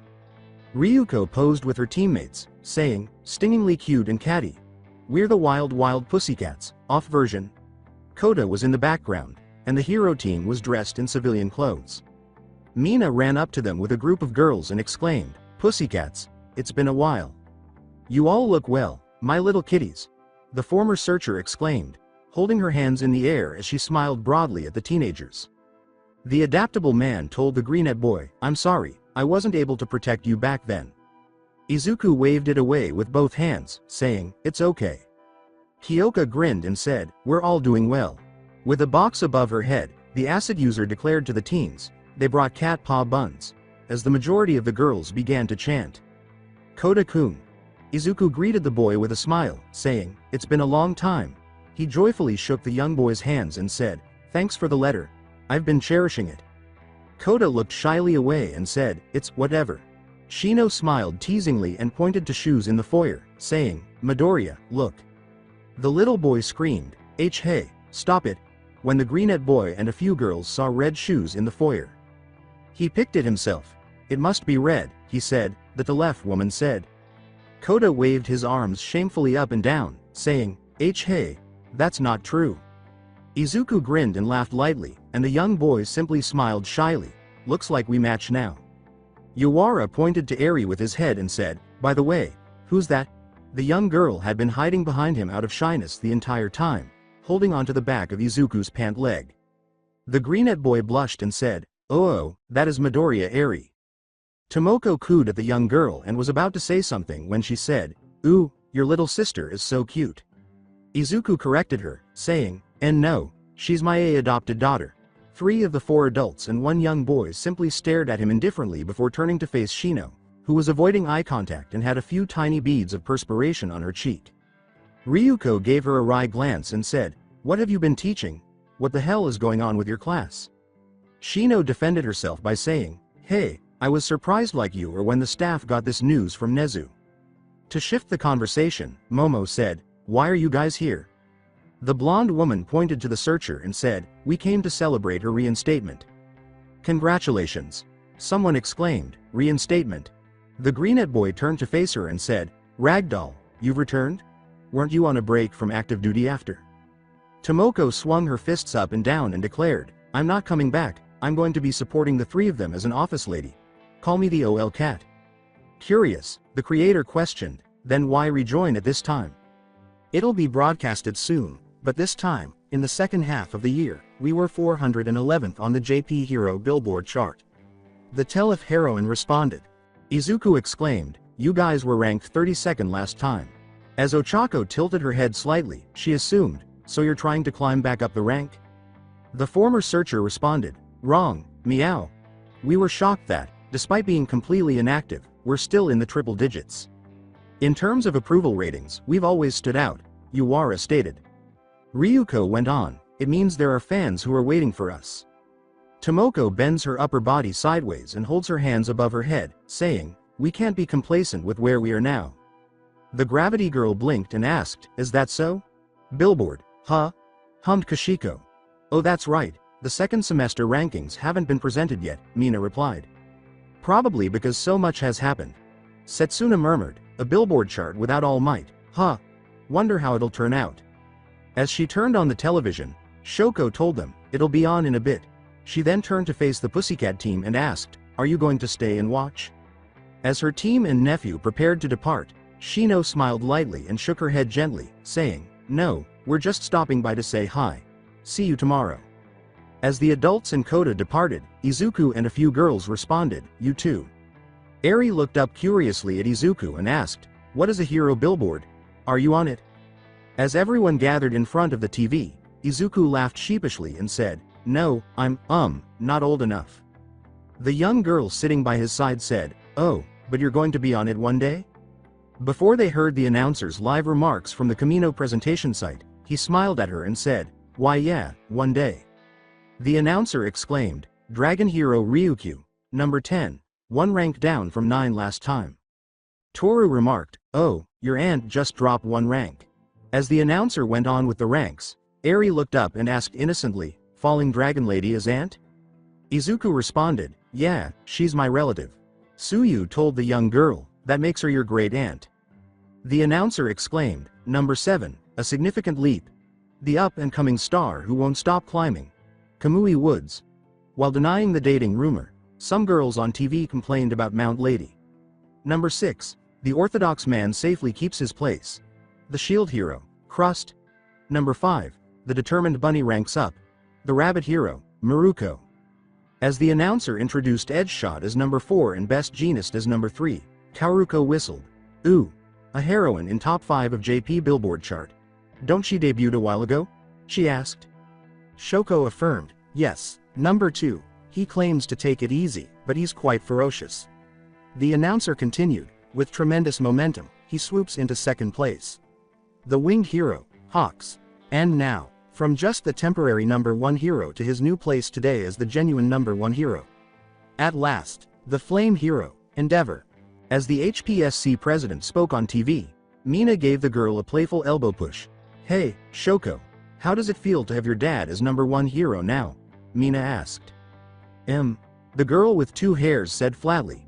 The announcer said, and now, statements from each individual. The reminder of the loss made Kaoruko and the intern group a little sad. "Thank you very much," Ryuko told the interviewer, "but the truth is that I would have liked to decline this rank if it was possible. There were more lives that I could have saved. I will continue to strive to be a hero more befitting of my rank." "I understand," Ryukyu, Crust gasped. "That anguish in your heart. That feeling of self-reproach. We all must rise up to the challenge. Go, Ryukyu. Let's do our best." Having previously seen him on TV, Habuko exclaimed, "He's sure loud as always." As the heroes spoke to the interviewer, Izuku muttered, "Yeah, until. Who care about any of that? Hawks was simply throwing everybody off. Let's see, if we're going just by approval ratings. Best Genist would be first due to the extra boost of support during his recovery. I would be second, Edgeshot would be third, Endeavor would be fourth, and so on.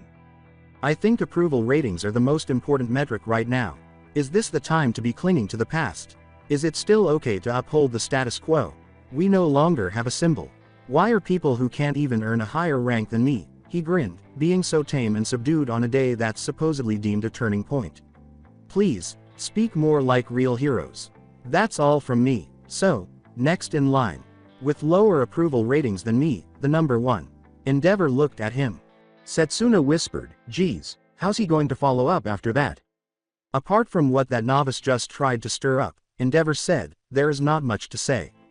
Just watch me." It was a straightforward statement, and the audience simply stared in silence, seemingly stunned. Before they jumped up at the loud, heart-stopping shriek on the TV, the body splitter shrugged her shoulders and said, "That'll do." The camera quickly whirled around to show Hisashi standing up with his phone next to his head, his body shaking violently in shock. Hisashi's eyes widened as he screamed, "My cinnamon bun have what? I'm a grandpa." He smashed his phone into pieces in shock, wondering, "Who corrupt and knocked my cinnamon bun up?" He spun to his sidekicks and yelled, "Boys, get your weapons."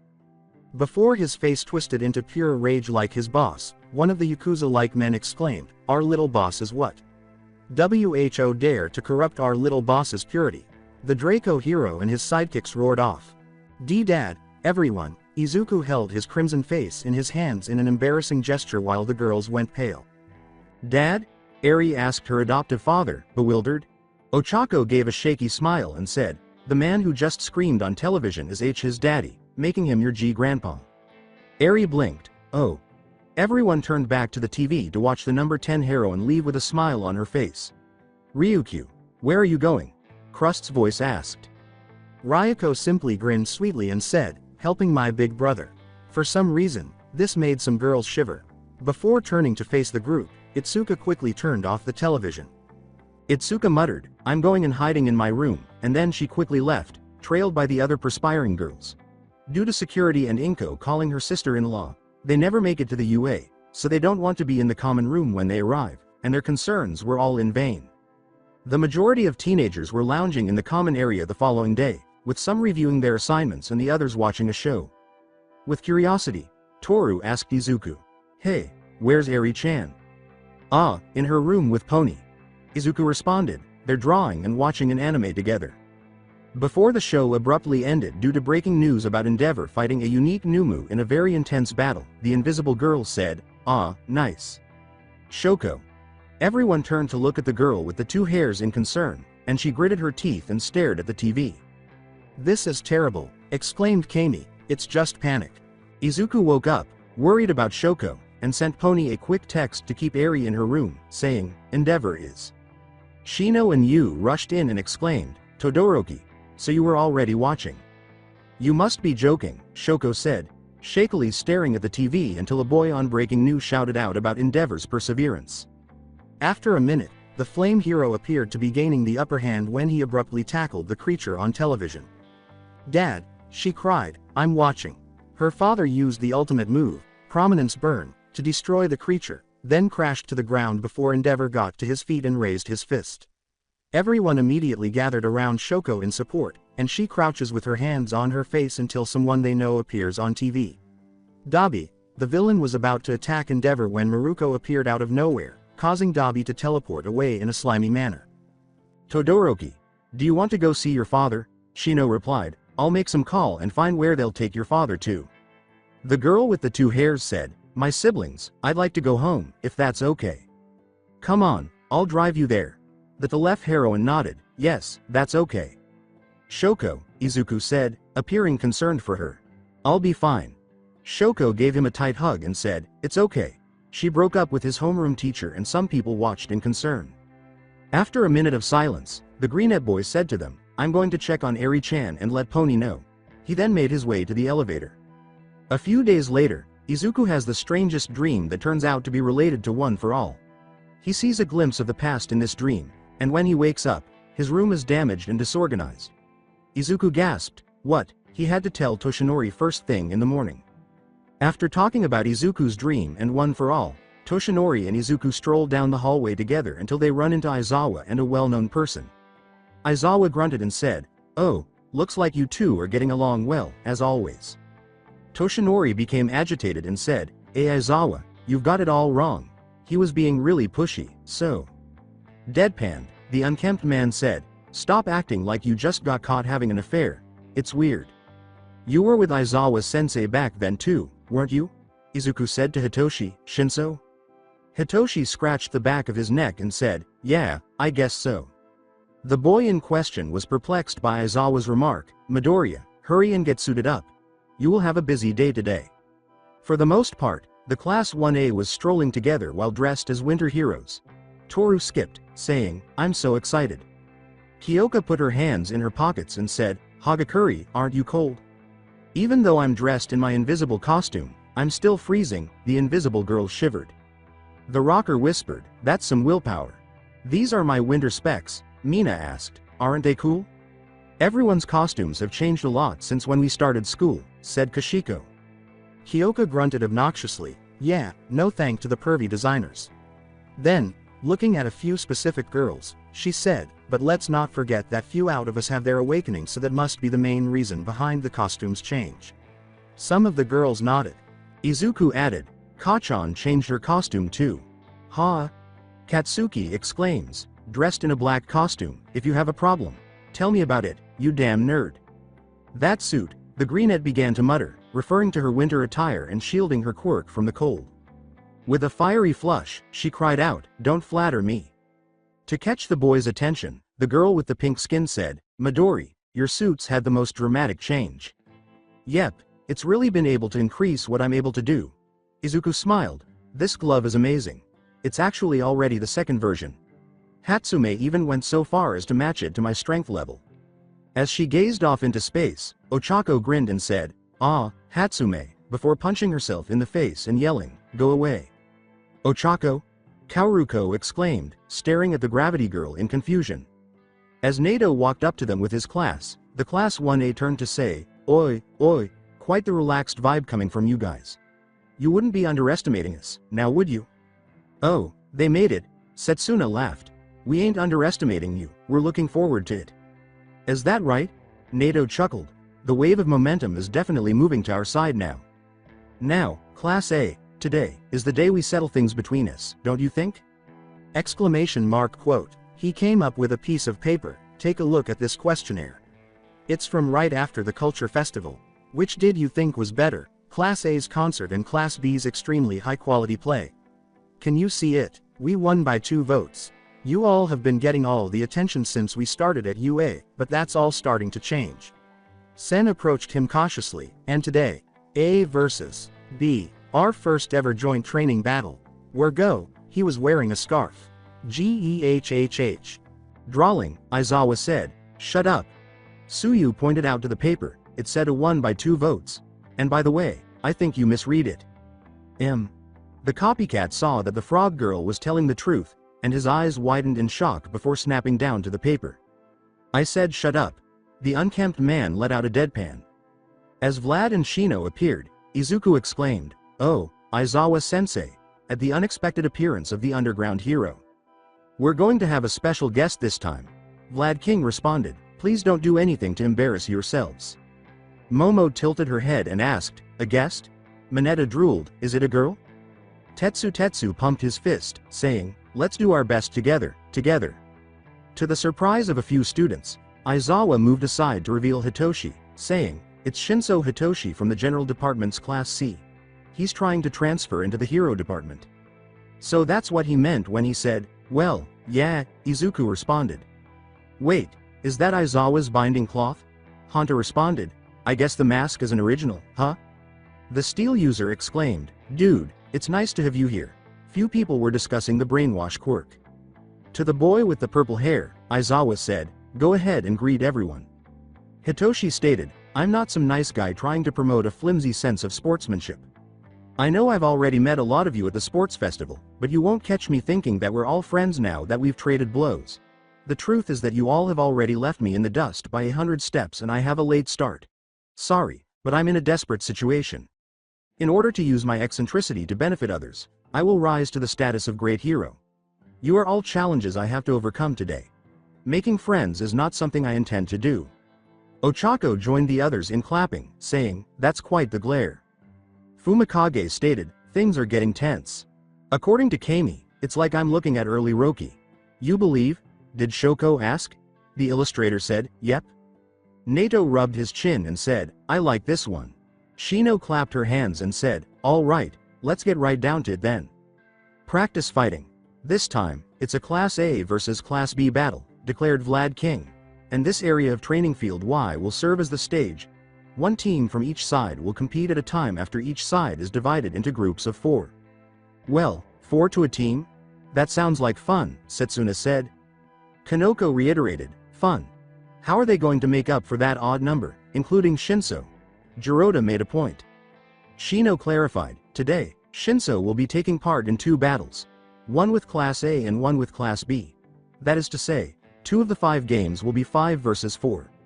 An even greater disadvantage will probably arise if you attempt to include Shinso, who has virtually no experience, in your 4-person team. Although the 5-person team has the numerical advantage, they will still be at a disadvantage. The hero's move to surround the villain group and capture them is the bottle's setting.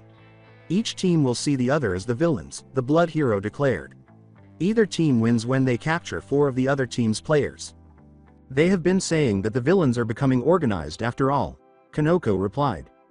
Tetsu remarked, nice and simple, I like it. Our opponents view us as villains, even though we are supposed to be heroes. Tenya experienced a crisis. What is it? Who are we? I think it's fine to consider yourself a hero, Momo replied.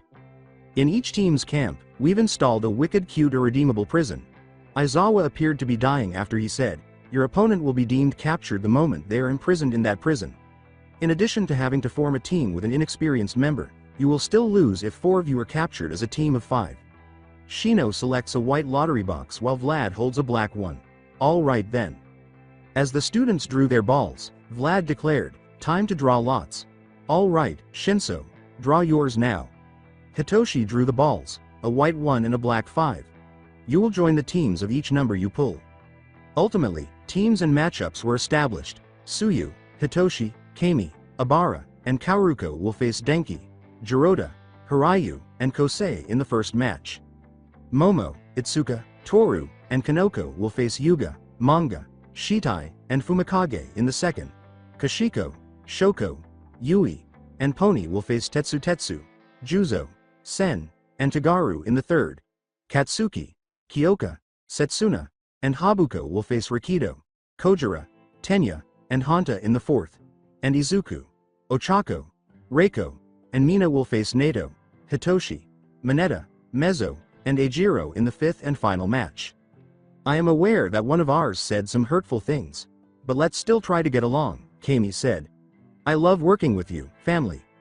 Without emotion, Hitoshi said, thank you for having me. You're doing fine.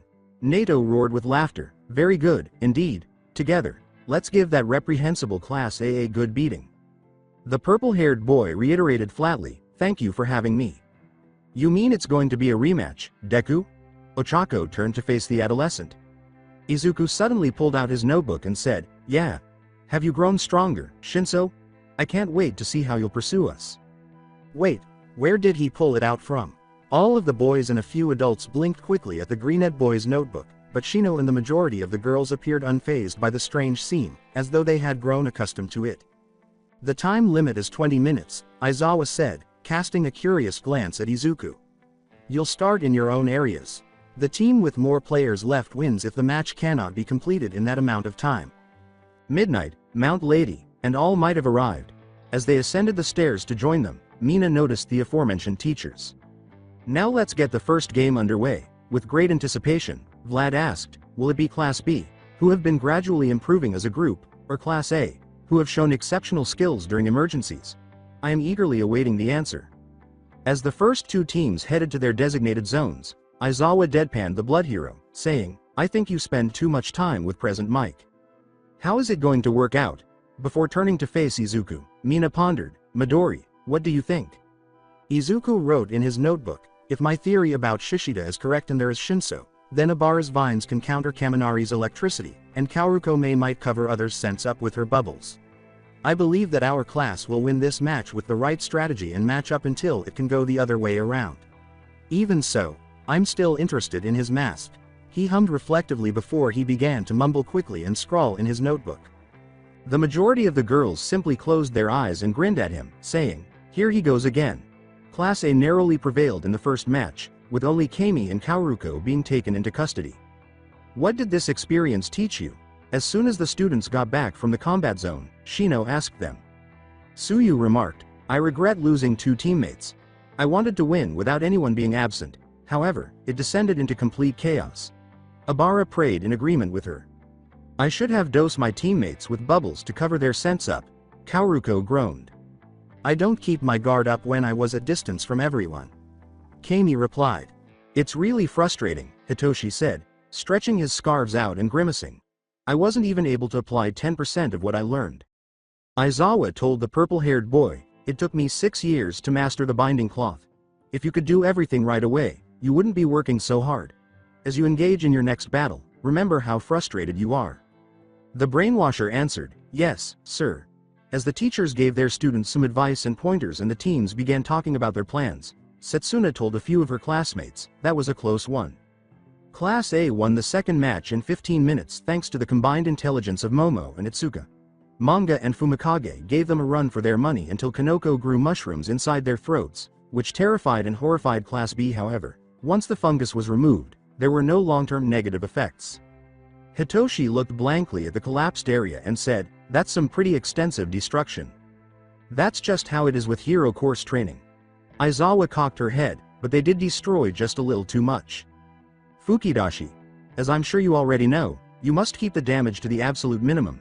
Vlad King sighed at his sheepish pupil. Shino turned to the blood hero and said, you too, Kendo, Yayorozu. The creator looked a little sheepish because she had created a large cannon, which contributed to the significant environmental damage. While we move the stage, I suppose we can take a short break. The blood hero nodded his head in agreement. Class B is packed with tough guys, don't you think? Kami and a few of her classmates took a seat. Hanta heard her say, we could say the same about you. It's unbelievable that you can launch such massive projectiles, Fukidashi. Toru addressed her erstwhile rival. Yes, but it hurts my throat like crazy. Manga rubbed his throat and said, it's difficult to tolerate. Izuku had his nose in his notebook as he continued, writing, this goes without saying, but it's not just everyone's quirks that have improved. Their mental growth serves to augment the strengths of their quirks even further. With a smile, Ochako glanced at his notebook and said, you sure are writing a lot. Deku, you've improved a lot too. The boy in the greenette said, I hope that's the case. Young Midoriya. Toshinori came up behind the boy in question and said, I'm here in silence. Reiko flatly stated under her breath, no, you're not. The retired hero was anything but silent. The former number 1 hero motioned for the greenette boy to follow him, saying, a moment, please. Mina said, well, aren't they close? I wonder what he wants to discuss with him. Curious, the gravity girl said. Perhaps more guidance regarding Izuku's peculiarity? The third match proved to be so intense that 4 students were taken down. Kashiko and Sen were both captured, and Pony managed to draw by diverting Tagaru long enough for the timer to go off. Kami assumed this, and Izuku returned to their side nearly 10 minutes later, just in time for the next match. It was so unfair and vague. Denki let out a frustrated cry. When the medic bots escort the weary and injured teenagers off the battlefield, the teachers immediately move them on to the next match. Jirota said, they probably considered this result since running and waiting for help is still regarded as a legitimate action. Aizawa told Vlad King, look like Mandalay's best teacher than you are. The blood hero appeared to be about to lose a vein as the fourth match ended in 5 minutes, giving Class A decisive win after capturing all the boys. Before telling the last group of students to go get ready for the day's last match, Shino grinned and sweat dropped at her fellow educators, saying, please stop poking the bear. I take it that Shinso is with them. As Izuku hopped around for a quick warm-up, Mina remarked, I'm feeling a little anxious right now. You don't want to be brainwashed. We just have to try not to get caught in his grasp. Ochako continued, the opposing team is comprised of members who can attack even if we can't see them with the naked eye, and if we do, they have some tough close combat guys like Shoji and Kirishima. She raised her helmet in the air, we'll float. Mina produced some acids and said, and melt. And fling. Using her quirk, Reiko repositioned the brunettes helmet on top of the gravity girl's head. With the pinkette, the gravity girl sighed, but we're still at a disadvantage, we can't just wait before attacking. Izuku landed in front of them and said, I'll be the scapegoat. How are you feeling? You said you thought your quirk was acting strangely, the pinkette inquired anxiously. The greenette glanced at his hand and said, yeah. Nothing seems different, just the same as usual. However, I think the other team is cautious of us after seeing the fourth round. We must be even more watchful than before. The ghost girl said, it'll be okay, we're counting on you. They hear the announcement that the match has started, and they leave. The greenette scouted ahead for his teammates as planned, reviewing the plan in his head until he hears Ochako scream and turns to see Nato. It'll be fine. Izuku grinned, we'll definitely win this. Oh my, I guess you've located me. After witnessing what Bakugo is capable of, Nato grinned smugly and said, I would definitely be cautious of you as well. Any intelligent person would exercise caution when confronted with someone as powerful and nimble as you. But first, let's take a step back, he said. A cunning person would also think, we'll just let that guy over there move ahead of us three because he's strong. The three of us will most likely be the first to be let go. You're trying to divert our attention, so we'll tell you where we're hiding, the greenette said, remaining silent as he approached the copycat cautiously because it's possible that the copycat has a brainwashing quirk. The other 3 members of your team have probably already been located by my other teammates.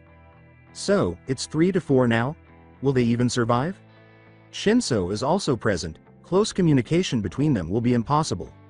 It looks like you have to go to their rescue right now. Oh, but hold on. But what if Shinso's voice was that, just now? Thus, the remaining 3 have not yet been located.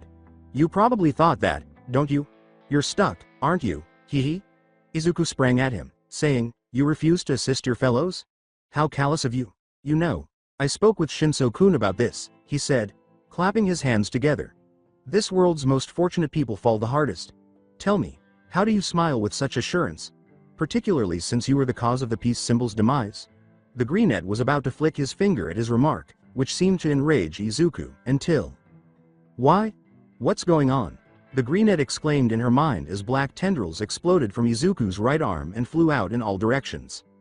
This, up until just now, there was nothing wrong with it.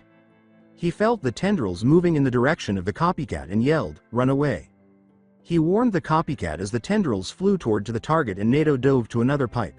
The tendrils latch onto the piles before it yanked the greenette through the pipes with loud crash.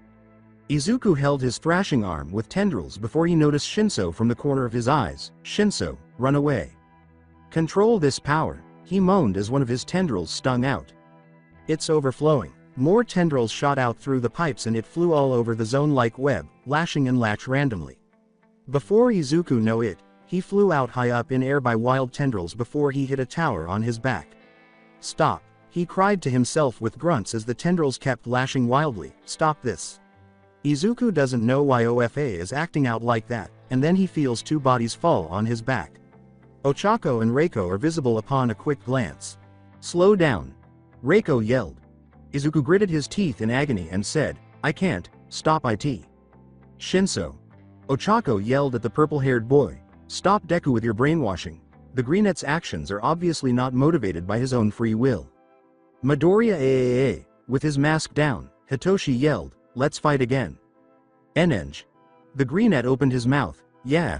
As the boy's eyes glazed over, the tendrils abruptly stopped moving and retracted into his arm, disappearing completely. The ghost girl glanced at him and said, Izuku. Deku-kun. The gravity girl shook him and she pulled her hand back for slap until the greenette finally snap out with blinks before she accidentally slap him loudly. Are you okay? I hope that slap didn't cause you any pain. RR Reiko.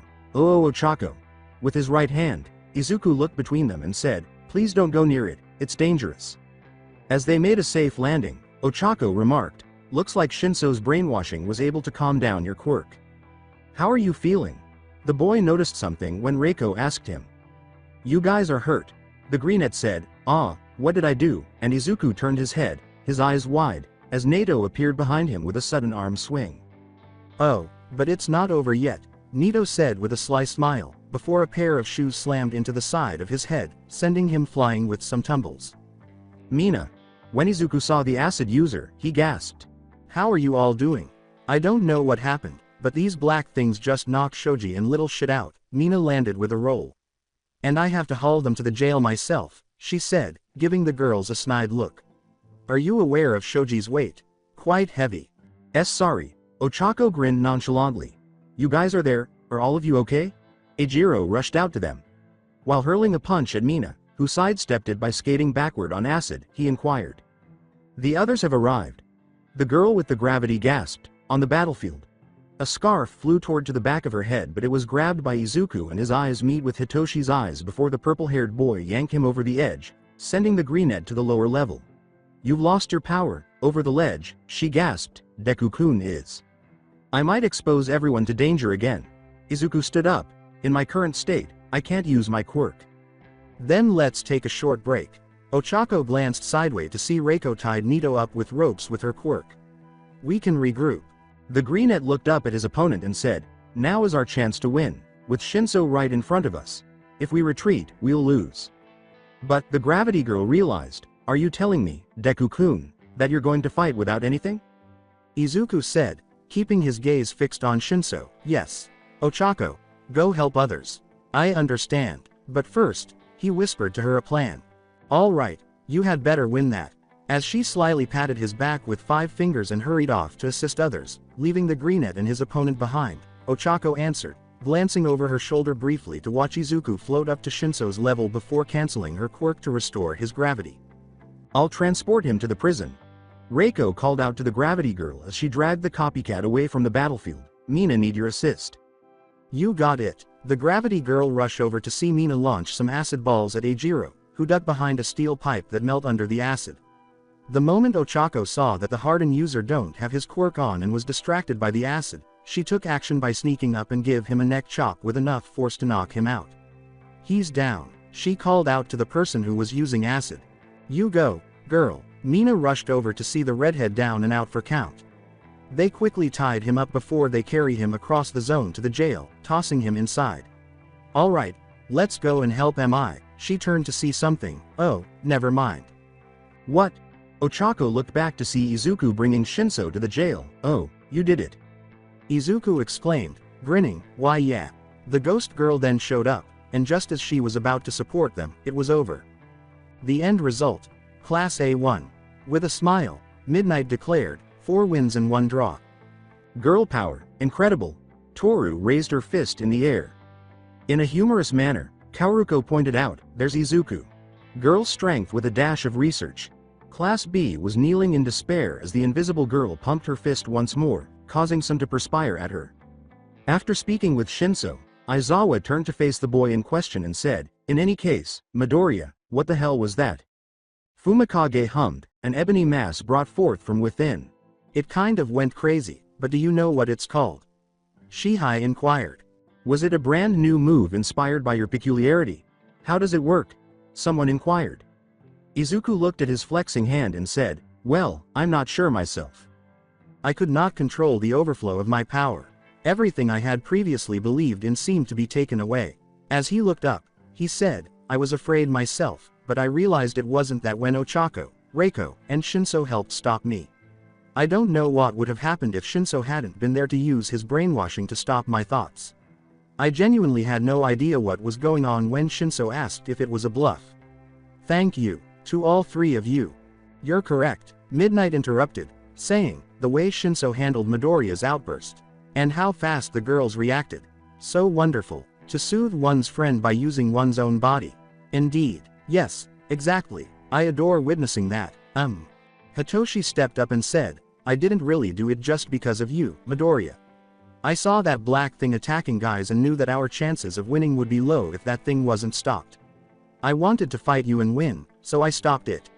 Everything happened by accident. Aizawa abruptly grabbed Hitoshi's scarves and gently strangled him to silence him, saying, I was only thinking of myself. Silence. Denki cried out, PTA, PTA, PTA. Everyone chanted, PTA. Everyone here has been training hard every day to be a hero that can save someone, Aizawa said, releasing Hitoshi's scarves. No one was expecting you to go that far. Anybody who could get there in an instant would be a genius on par with All Might. If you are only thinking about other people, you will not be able to save anyone. If you lack the ability to help yourself, you cannot help others. Your actions were more than sufficient to pass in light of that. You were attempting to use your area of expertise to combat me when you finally led me into a one-on-one, Shinso, correct? Izuku said, you stopped me quickly when I was moving the pipes, and your use of the cloth was almost exactly like Aizawa-sensei's. Sincerely, I believed you were simply using the team's strength in the first game, but that wasn't all. You are on par with everyone else in the hero department in terms of movement and situational analysis. It was incredible. It's me who's not there yet if we're going to talk about strength that others can rely on, he said, clenching his fist. The underground hero grunted, indeed. We'll return to the assessment shortly, but most likely, Vlad King said, glancing at his jittery pupils. Definitely not. Shinso will begin his second year in the hero department. He is too strong for anyone here to take lightly. Will he be attending our class? Izuku became alert. Shino grinned at her pupil and said, no, he's going to Class B on Aizawa's request. Wah, said the greenette boy. Hitoshi deadpanned, good, I don't want to deal with the whole harem bullshit. It's not harem, I promise. Izuku sobbed uncontrollably, and hardly anyone paid attention to Nito's digressions.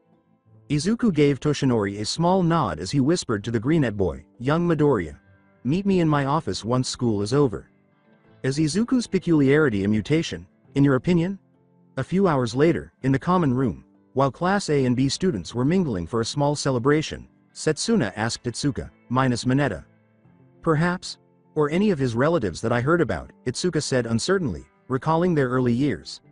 I mean, he said that he's a late bloomer and it's nothing like his parents. Is his quirk undergoing some awakenings, or is it a mutation? Like Setsuna and some girls, Kami remarked. The body splitter hummed thoughtfully, ooh, must be. Izuku's peculiarity has been a major topic of conversation. Do you have a private photo of Hawks? Kanoko told Fumikage. Hey, I heard you interned with Hawks. No. The boy with the bird's head gave her a strange blink. Denki motioned to Arie, who was seated with Ochako, Tsuyu, Reiko, and Pony, saying, say, I gotta ask. Who's this girl and why is she here? The shy little girl tried to shrink herself by hugging the frog girl's side and said, my name is Midoriya Arie. Oh, I don't know that Midoriya have a. Arie saw Izuku enter the dorm before she leapt off the couch and ran up to him, and Tenya smiled as he adjusted his glasses. Papa. As soon as he lowered himself to Izuku's level, Arie gave him a hug. Izuku grinned and said, hey, Arie-chan, how was your daughter? Izuku was interrupted when the speedster's glasses broke, causing the greenette boy to finally realize that the Class B was there. They stared at him in astonishment. Oh my god. Denki gestured to Pony, saying, he slept with Tsun, no, wait, he then pointed to Reiko, saying, with Yan, no, wait, and then to Kashiko, saying, with Sek. The girls flushed, saying, no, wait. No, I was too late to turn him over, Sen sobbed into his hands. Hold, do you need to? As the boys begin to panic, Tenya exclaimed, I trust you to be. She is his adopted daughter, folks. Abara closed his eyes and yelled. Yes, she did say that. The bewildered young girl simply hugged his leg while Izuku sobbed with his eyes closed, unable to comprehend why everyone was yelling and acting goofy. The noises instantly stopped when a voice said, oh, you're all here. Everyone turned to see Aizawa enter with a flat expression. Why are you here, Aizawa-sensei? Since Shinso and Ken are homeroom teachers, Jiro was perplexed by the disheveled teacher's appearance and assumed that they would arrive in his place. Aizawa said bluntly, I'm here to tell you that most of the League of Villains has been arrested. He then spun around on his heels and said, "Bye." "Wait, what?" Teens shouted. "You can't just leave like that after telling us that," before a few of them hurried in front of him to block him off. The disheveled man moaned, why had he drawn short straw? "How did the majority of them get arrested, as you mentioned? I mean, after all these things they put us through," Kyoka remarked. "It happens by pure coincidence." Aizawa murmured. "The police receive a report that a CRC are having a meeting in a location." "CRC?" Denki inquired. "What is that?" Some teenagers grimaced or looked horrified when Mezzo explained, "Creature rejection cult. It's a hate group that has been involved with hate crimes against mutant-type people from harassing to lynching."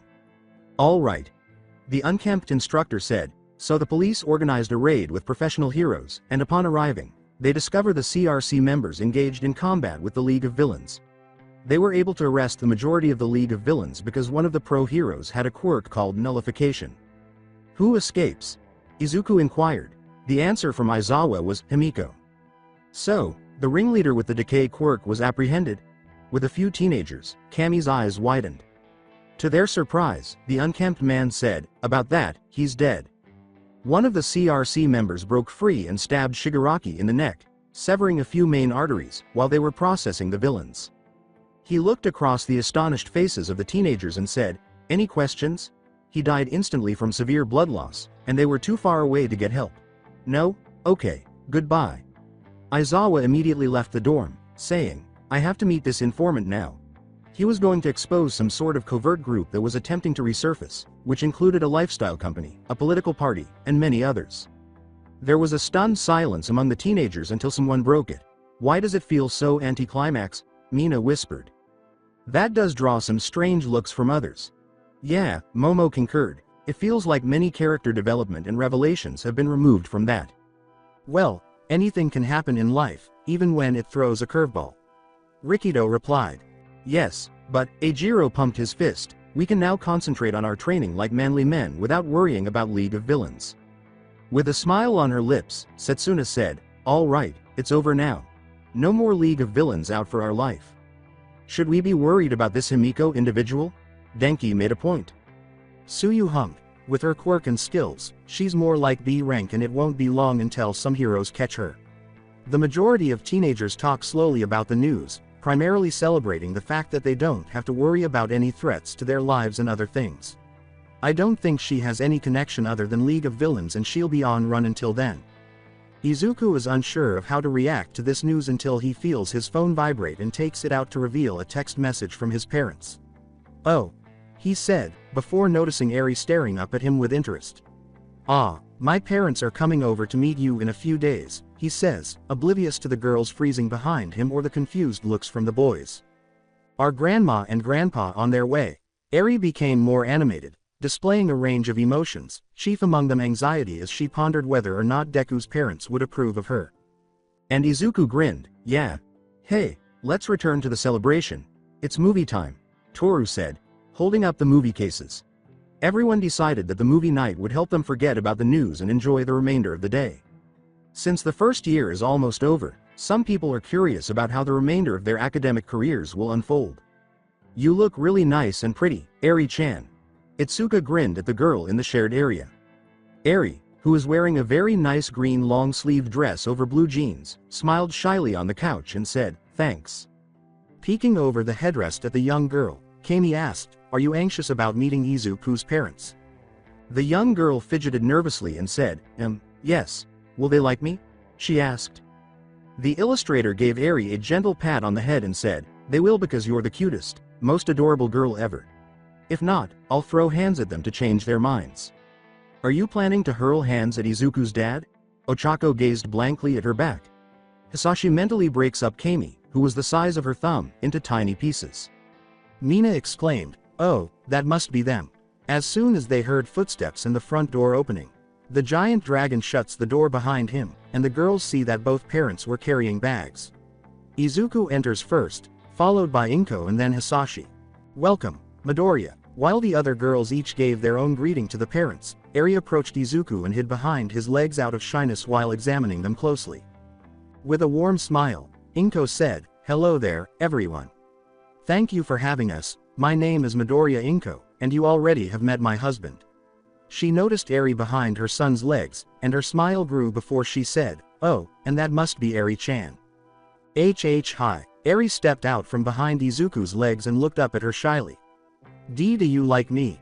Because if you don't, she said, pointing innocently at Kami while continuing to look up at the woman. Kami will throw hands at you. The aforementioned teen choked on her spit with embarrassment when the Midoriya family looked up at her with blinks, or like Hisashi, an evil grin. As the young girl put the bags aside, the plump brunette giggled down to her. Oh, of course I like you. Is it okay if I give you a hug? She asked. After a few seconds of contemplation, the young girl said, why yes. Inko then gave her a hug, which she timidly returned because she enjoyed it. Arie looked up at Hisashi for nearly a minute after they separated, and then she extended her arms toward him as though she wanted to give him a hug. In order to embrace his head, which was much larger than her own, Hisashi had to bend all the way down. Ah, aren't you one cutest unicorn? Arie rubbed his scales with a naive blink and remarked, why your skin is smooth like glass. The Draco proudly laughed, haha, that's because I wax every day. It sounded like a villain determined to rule the world. Unfazed by the giant Draco's evil laughter, the young girl answered, oh, I see. The majority of teenage girls gazed at their interactions, thinking, she's more brave than us. Ah, where's my manner? Momo realized that she had neglected to introduce herself to her crush's mother, saying, my name is Yaoyorozu Momo. Most girls immediately gave Inko their names. As soon as the final girl finished her introduction, Inko exclaimed, oh, Awada Kaoruko. She clapped her hands together and grinned broadly. It's nice to finally put a face to this name. Huh? Kaoruko asked, blinking at the overweight woman bewildered. Kugo told me that he caught you and Izuku holding hands one time.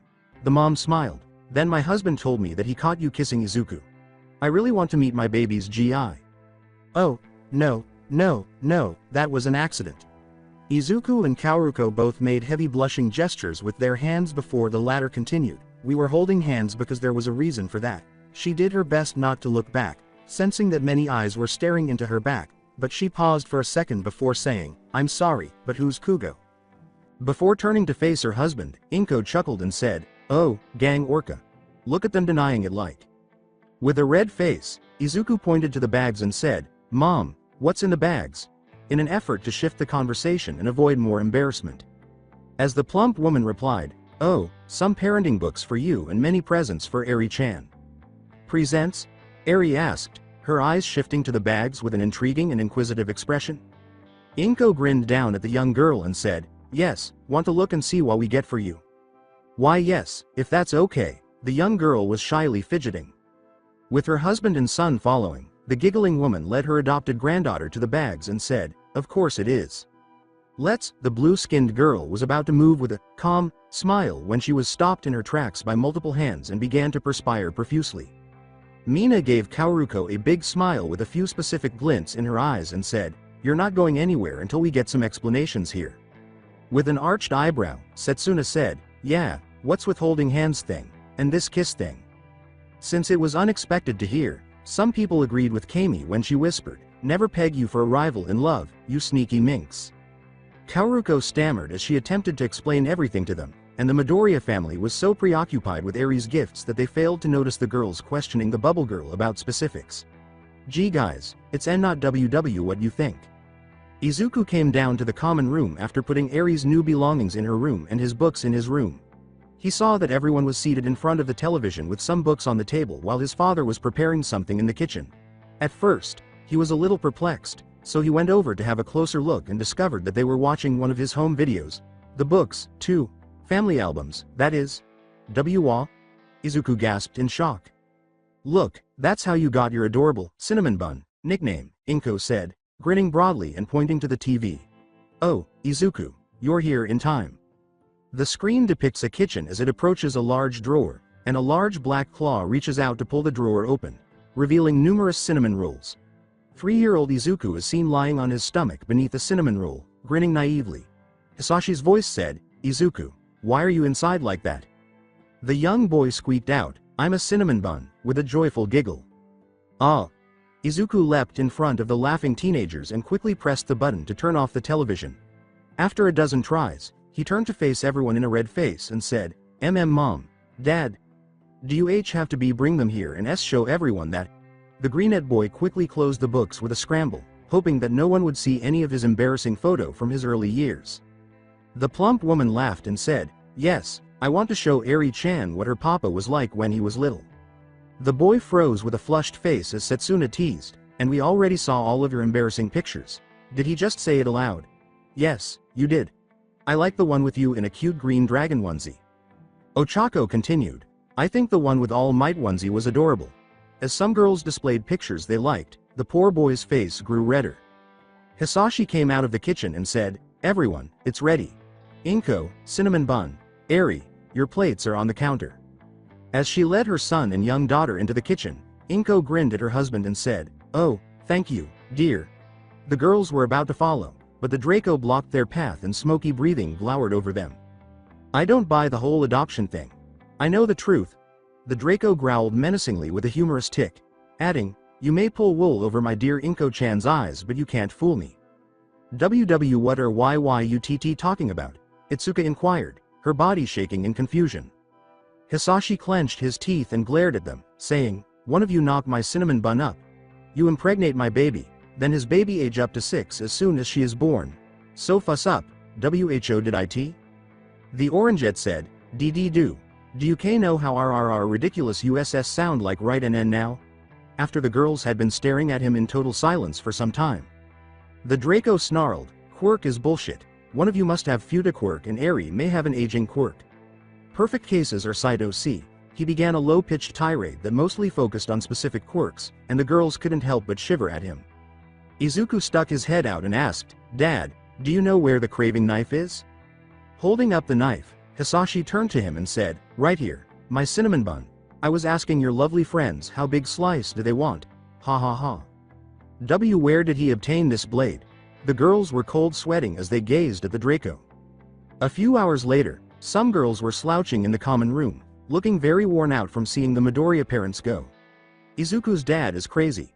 Toru groused. Setsuna whispered, tell us something we don't know, into a couch pillow. Since they were on dish duty for a day, Izuku and Kanoko were in the kitchen washing dishes nearly a week later. After putting some dry plates away, Izuku asked, any more in the sink? With a slight flush, Kanoko checked the sink and said, yes, and few. She turned to face him and said, you see can leave the rest to me. Shaking his head, he said, no, let's finish it together. She gave a small nod, and they continued washing for a while before she spoke up. Okay. How's things going with our raising Arie? How are you doing? I'm doing good, just struggling a bit. Izuku replied, I don't know much about raising a child but that's okay because I have help from my parents and you. Kanoko stammered, her face flushed. Before correcting himself, he blushed slightly and said, you and the GG girls. You guys have been a huge help to me. Taking care of Arie and watch after her in my place when I went out for training, and other things. To which the mushroom user timidly replied, well, we all want to pitch in and help you out. Why you would do the same thing if one of you end up in your situation. Izuku mumbled in agreement, yeah. Then he saw Arie approaching them carrying a cup and an empty plate. Holding them up to him, Arie said, Papa, I finished. The happy little girl watched the teenagers wash the dishes for a few seconds before opening her mouth to say, oh, good job, Arie-chan. As the teenagers stammered and choked on their spit, she abruptly asked, Papa, is Kanoko mama? Because you both are washing together like TV papa and mama. As Kanoko's married life with Izuku fantasies ran wild with atomic blush, Izuku stammered with red face and said, no. We're just helping each other with CC chores. That's normal TTT thing to do as FFF friends. Arie shrugged her shoulders and turned to leave them for the common area, okay. Word when here. Kanoko pushed the final plate into the greenette's hands before she fled, using both hands to cover her flushed face. Yay, he blushed heavily as he dried the plate. Izuku was working out alone in one of UA's gyms to get better at shooting when he heard a door slam open and jumped up, followed by a voice he recognized. Oh hey, Izuku. The boy exclaimed as he turned to see Najire, dressed for the gym, coming toward him. Izuku wiped some perspiration from his face and said, oh hello, Hato senpai. Are you here to training? He asked, realizing, wait, did she call me by my first name? Najire smiled and said, call me Najire and yeah, I am. Wanna train together? Maybe I can help you with your moves or whatever you're working on. Oh, how's Arie? Have she asked for me? What about? Najire asked a lot of questions. We can. Before he can reply, the doors slam open once more, and they turn to see Mawada dressed for the gym. With a raised hand, Mawada walked up to them and said, oh, if it isn't Little Bun. If you're here to train, want to do it together with me? The blue-haired girl smiled and drew Izuku to her by his arm, saying, he's training with me. But I, Izuku stumbled while speaking. As the girls gazed down at one another with charming smiles, the smiling pinkhead drew the boy near to her by his other arm and said, I think you want to do it with me instead of you. He whispered, how about we train together? No, both girls responded to his mild perplexity. The greenette is unaware that both senpais have recently viewed one another as rivals since they both started to feel something for Izuku and want to get close to him through one-on-one training. As the girls watched television in their pajamas, Izuku asked them, is it okay to have slumber party? Arie and Katsuki were the only ones not there, as the former was spending the weekend with Izuku's parents and the latter was traveling out of town with her parents to see some relatives. Because I'm only boy and it feel like we're leaving Kachan out. Mina smiled and waved it away, saying, it's okay, we want you here. You're the honorary girl here. And beside, Bakugo will dampen the mood. Kyoka grumbled, she will try and take over the party, saying crap and force us to do whatever she want like last time. Remember? Katsuki was such a control freak when she took over the last party and ruined the mood of practically everyone. Not even Izuku could try to defend the blonde girl because he knew she did something really wrong. Ugh, don't remind me that, Setsuna moaned. At least we all agreed to leave her out of some parties in future while letting her in other half, Toru grumbled. When the show ended, the body splitter gave her friends a big smile and said, alright, do you know what time it is now? Before raising an empty bottle into the air and saying, truth or dare. Before the invisible girl said, and the bottle is for spinning, right? A few girls shouted, ooh. She wanted to be sure because there are different versions of this game. As everyone sat in a circle on the floor, Setsuna exclaimed, yup. Who want to go first? Kami exclaimed, me, and raised her right hand before spinning the bottle and letting it fall onto Kaoruko. Truth or dare? According to Kaoruko, truth. The illustrator questioned, if you were into girls, who among us do you think you would totes marry? The girl with the blue skin looked to her right and left and said, I think, Momo. She'll take good care of me. Some people laughed when Mina teased, and have a great body. Mina, please. Momo blushed and gave her a gentle glance. Kaoruko spun the bottle and pointed at Tsuyu, saying, it's my turn to spin it, right? The frog girl said, truth. According to the bubble girl, do a marry, fuck, kill one. Tsuyu immediately responded, marry Izuku, fuck Habuko, and kill Katsuki. The girl with the pink skin whistled, wow, no hesitance there. The frog girl shrugged her shoulders as she spun the bottle and it fell on Yui, saying, I know what I like and Katsuki won't know about that anyway. Truth or dare? Yui said, dare. Tsuyu remarked, I dare you to lick Izuku's cheek. Izuku stutteringly exclaimed, wah, before feeling something moist slide up his cheek. His bloodshot eyes shakily turned to see Yui leaning on his side, slowly licking and kissing his cheek before pulling her head away from him. With her left arm gripping his arm, Yui said without emotion, tasty. She then used her free hand to spin the bottle, which ultimately pointed at Kyoka. Leaning against the side of the stuttering boy, she asked, truth or dare? After giving it some thought, Kyoka said, dare. It wouldn't be anything out of the ordinary. I dare you to smack Mina's ass.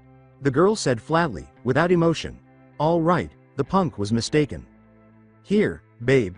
Mina knelt on her hands and gave Kyoka a playful, laughing rear shake. After rolling her eyes and giving the pinkette a light spanking, the punk said, The game continued for a while, with everyone going twice, some even 4 times. Itsuka was asked by Toru, truth or dare? Dare, said Itsuka. The invisible girl laughed and said, I dare you to kiss whoever the bottle lands on. Izuku squeaked in surprise as the orangeette spun the bottle and it stopped in front of him. All right. Well, that's my opportunity to make him see me as more than just a friend. Izuku, is it okay to give you a kiss? Itsuka asked. her eyes brightening before she scooted over to his side. Hi. Izuku thought it would be a harmless peck on the cheek, but he didn't anticipate his best friend kissing him completely on the lips. He gasped, and her tongue slipped into his mouth, turning into a French kiss. His face turned a deep red as the orangeette turned back to the bottle, and after 10 seconds, she broke it off by yanking her head away from him. With a hint of blush, Itsuka spun the bottle and said, alright, let's see whose turn is next. Not a rival of a childhood friend. Some girls claim that Itsuka has an imperceptible smug grin, but their eyes must be deceiving them. Truth or dare? Kami was asked by the orangeette. Kami remarked, truth. Among the pro heroes, who will you sleep with if you can do it once? Asked Itsuka. Honestly, Kami asked, shrugging her shoulders, no one for now, after all this person is not pro yet. Most girls noticed her glancing at Izuku out of the corner of her eye, and they weren't shocked. Okay, my turn, she said, spinning the bottle and aiming it at Izuku. Truth or dare? Dare, Izuku answered after a short while. With a certain sparkle in her eyes, the illustrator said, I dare you to play kiss version of spin the bottle. You can't stop until everyone gets a kiss, and if the bottle lands on the same person, you can kiss them until they decide to sit out of the circle until it's over. That is a surefire way to get a kiss from her crush without anyone getting in the way, and the kiss must be 10-second long. Ooh. A few of the girls chuckled playfully, while others appeared a little uneasy. Izuku nervously reached out to spin the bottle and said, well, if you're all okay with TT that then, at least someone CC can sit out if they don't want to be PP part of it. When the bush-haired boy saw that nobody had left the circle, Kaoruko muttered, blushing slightly, why yeah, and the bottle stopped to point at Kashiko. Nervously, he approached the girl with the glasses and said, may I? Kashiko said, nodding, you may. Like Izuku, she thinks it will be a harmless kiss on the hand, cheek, or forehead until Izuku plants a chaste kiss on her lips and her face flushes. When he pulls away with a red face and spins the bottle once more, she feels a little tingle in her lips. Nearly everyone was blushing to some extent when Izuku kissed Habuko on the lips as the snake girl blushed heavily and they broke up before he turned back to spin the bottle. Kami groaned childishly and pouted, when will I ever get my turn? She hasn't received a kiss from him yet, while everyone else has, and some even receive multiple kisses. Habuko and Kashiko have already given the greenette boy 5 kisses. The blushing creator gives Izuku a chaste kiss while the bottle points to Momo. Come on. Abara gave the illustrator a shy smile and patted his back, saying, T there, you'll get your T-turn sooner. The illustrator gazed at the blushing girl with the vine hair before realizing that the bottle was pointing to her this time. Finally, she said, say the girl that kissed Izuku 4 times. Izuku was going to ask her if he could kiss her, but Kami gave him a quick French kiss, which made the boy blush all over before she broke away from him with a heavy pant. The boy blushed for a little more than 10 seconds. Kami was about to confess when some girls covered her mouth and pulled her back into a pile. Izuku blinked owlishly at the scene. Izuku, I love, Kami said. With her eyes closed, Itsuka grinned and said, Izuku, can you please get us some water? A number of girls called out for tea or soda. He said, oh okay, I will. He got up to go into the kitchen and noticed that the girls were huddled together in a lot of whispers, as if they were having a heated argument. However, he couldn't hear anything from where he was, and by the time he returned with their drinks, the girls were back in their original seats. He handed out the drinks, and the girls thanked him. Here you go, what were you guys talking about? The orangeette grinned once more and said, nothing, just a little girl thing. Her best friend didn't press the issue. The greenette is unaware that some of the girls have made a commitment to hold off on confessing to him until after graduation. Oh, and we're going to take a break from this game to watch some movies. Your pick. Alright. Izuku gave a nod. Are you all fine with watching some Batman movies? Shoko remembered the name and said, oh, is that a character from some Western books that you have in your room? She had seen some of her crush's comic books on his desk when she visited him in an awkward attempt to woo him into marriage. Yeah, Batman is a fictitious superhero from pre-Quirk era comic and is one of Izuku's favorite characters, Itsuka replied. The orangeette gave Kaoruko a look when he added, right behind Spider-Man and Captain America. He even has all of their movies among the superheroes movies, including the shows. Curious, Ochako asked the bubble girl, how do you know that? The blue-skinned girl said, we watch some together once in a while. She won't tell them that anytime soon, but it has become a habit for her to watch something with Izuku in his or her room once a week. Kami muttered under her breath, "You sneaky minx." It sounded like this bubble girl was approaching Izuku quickly and right in front of them. As they settled in to watch a Batman movie, Kyoka twirled her earjack around her index finger and said, "Oh, by the way, we can't let Bakugo know about the kisses." With a hint of blushing, almost everyone said, "Agreed. If this girl ever finds out, she will blow up at them." For the remainder of the evening, the sleep party proceeded without incident. Kashiko blushes deeply as she looks down at her drawing on her desk in her room. She can't stop thinking about it since she kissed Izuku 2 weeks ago, to the point where she ended up drawing herself kissing Izuku rather than 2 male characters. "What am I doing wrong? I even can't stop looking at him," Kashiko said, her blush deepening. She has been snooping around at the only male classmate a lot, and occasionally she ends up staring at his lips during a conversation, which makes him look down at her lips as well. Every time that occurs, they flush. Wait, do I prefer him to a friend? Before covering her face and slumping over her desk, Kashiko became aware of her feelings. "I guess I'm going to let it play out. Perhaps this feeling will pass soon." It doesn't, as the girl with the glasses gradually finds herself approaching Izuku. Habuko was experiencing the same thing in her room, but she is conscious of how she feels, and lately, it has made her laugh. "To be fair, he's the first boy that looks past my face." The snake girl looked at her tiny face mirror, blushing slightly. "And he even finds me attractive." Toru casually mentioned that Izuku thought everyone in his class was cute when the girls were changing in the changing room. "Perhaps I ought to go for it." As all the girls begin to plan their own, she wasn't the only one who made the decision to try to develop a close relationship with the greenette boy. Arie finds her papa's relationship with the girls to be fascinating, odd, and perplexing, which piques her interest. She knows enough to know that the girls view her father more than a friend, even though they act differently from the friends around him, despite papa's constant claims that they are only friends. His face always flushes when she asks him this. Will one of them become her mother if she ever becomes papa's girlfriend? Since practically everyone is good for her papa, she wonders who will be one and if she is allowed to choose.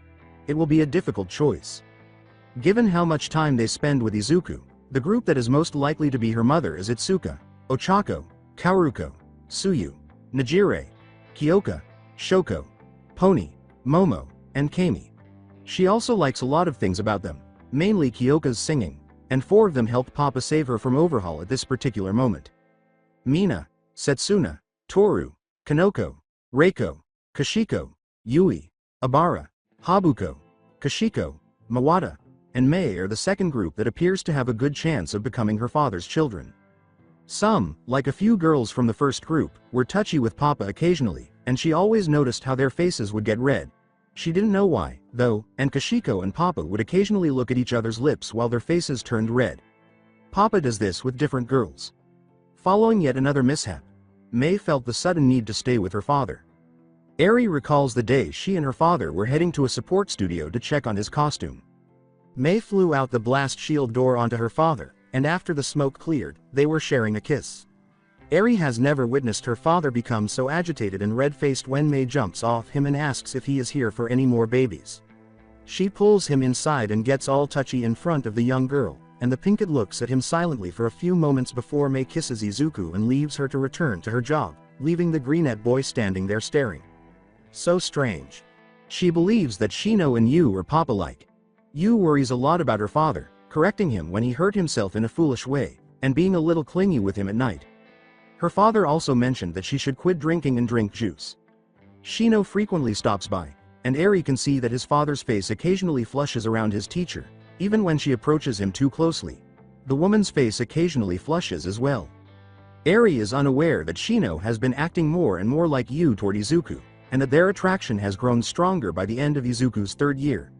In addition, Koda has been repeatedly requesting that she ask Izuku out in an effort to lock his hero into the family. Arie is aware of one thing, though. Katsuki is too loud, cruel, and impolite for her to be her mother. Every time this woman speaks, Arie's thoughts return to the evil bird men, and she detests the way this cruel woman treats her father. Arie will stop at nothing to prevent Katsuki from telling Papa that she likes him or Papa liking her. Papa deserves a better person. Perhaps I could make Papa like Kyoka or Kaoruko. Arie gazed intently at the aforementioned teenagers, who were both anxious and perplexed. Well, she has a few favorites, but she won't publicly admit them just yet. Arie will respect whatever decision her father makes with any girls, as long as it doesn't involve this loud, cruel woman. However, based on what she heard about some girls discussing their planning confessions, she will have to wait until the graduation to find out the outcome. Izuku takes the All Might poster down from the wall, carefully rolls it up, and tucks it into a tube storage before surveying his partially empty room. He will graduate in 2 weeks, which is hard to believe. "I can't believe I'm going to be a pro hero," he said. "But what I can't believe the most are the confessions," Izuku said with a smile before recalling something that made his face turn completely red. There are numerous people who have confessed to him. Although he didn't expect his entire class and more, he did have some suspicions that some girls liked him. Sosaki Shino, Takayama Yu, Hatsume Mei, Hado Najire, and Fuama Wada are the others. Over the past month, each one has approached him to privately and separately confess to him, as though they had planned it out to prevent any collisions. One of their common patterns is to give him time and promise to respect his final decision. He received a variety of kisses from most people. After giving it a lot of thought, Izuku even asked Arie for her opinion because his decision would also have an impact on her life. He picks up his phone and looks at the screen, having finally made up his mind. In addition to group chats, it displays a list of recent messages, the majority of which are from all of the girls who have confessed to him. "Here I go." Izuku inhaled deeply before opening a particular messaging app and sending a shaky thumbs up. After all, it's preferable to provide an answer in person rather than over the phone, so it was just a straightforward meeting at a specific place and time. There. Numerous recollections of his school days flood his mind as he sends it before putting his phone away and taking another deep breath. The greenette then walks over to the door. Izuku leaves the room and heads to the meeting place, the door closing behind him. Everyone will agree with Izuku when he says that his class was a lovey class, when asked about it by the future #1 hero. So this was the end of the series. I hope you enjoyed it. To watch more series like this, subscribe to my channel. Till then, bye bye.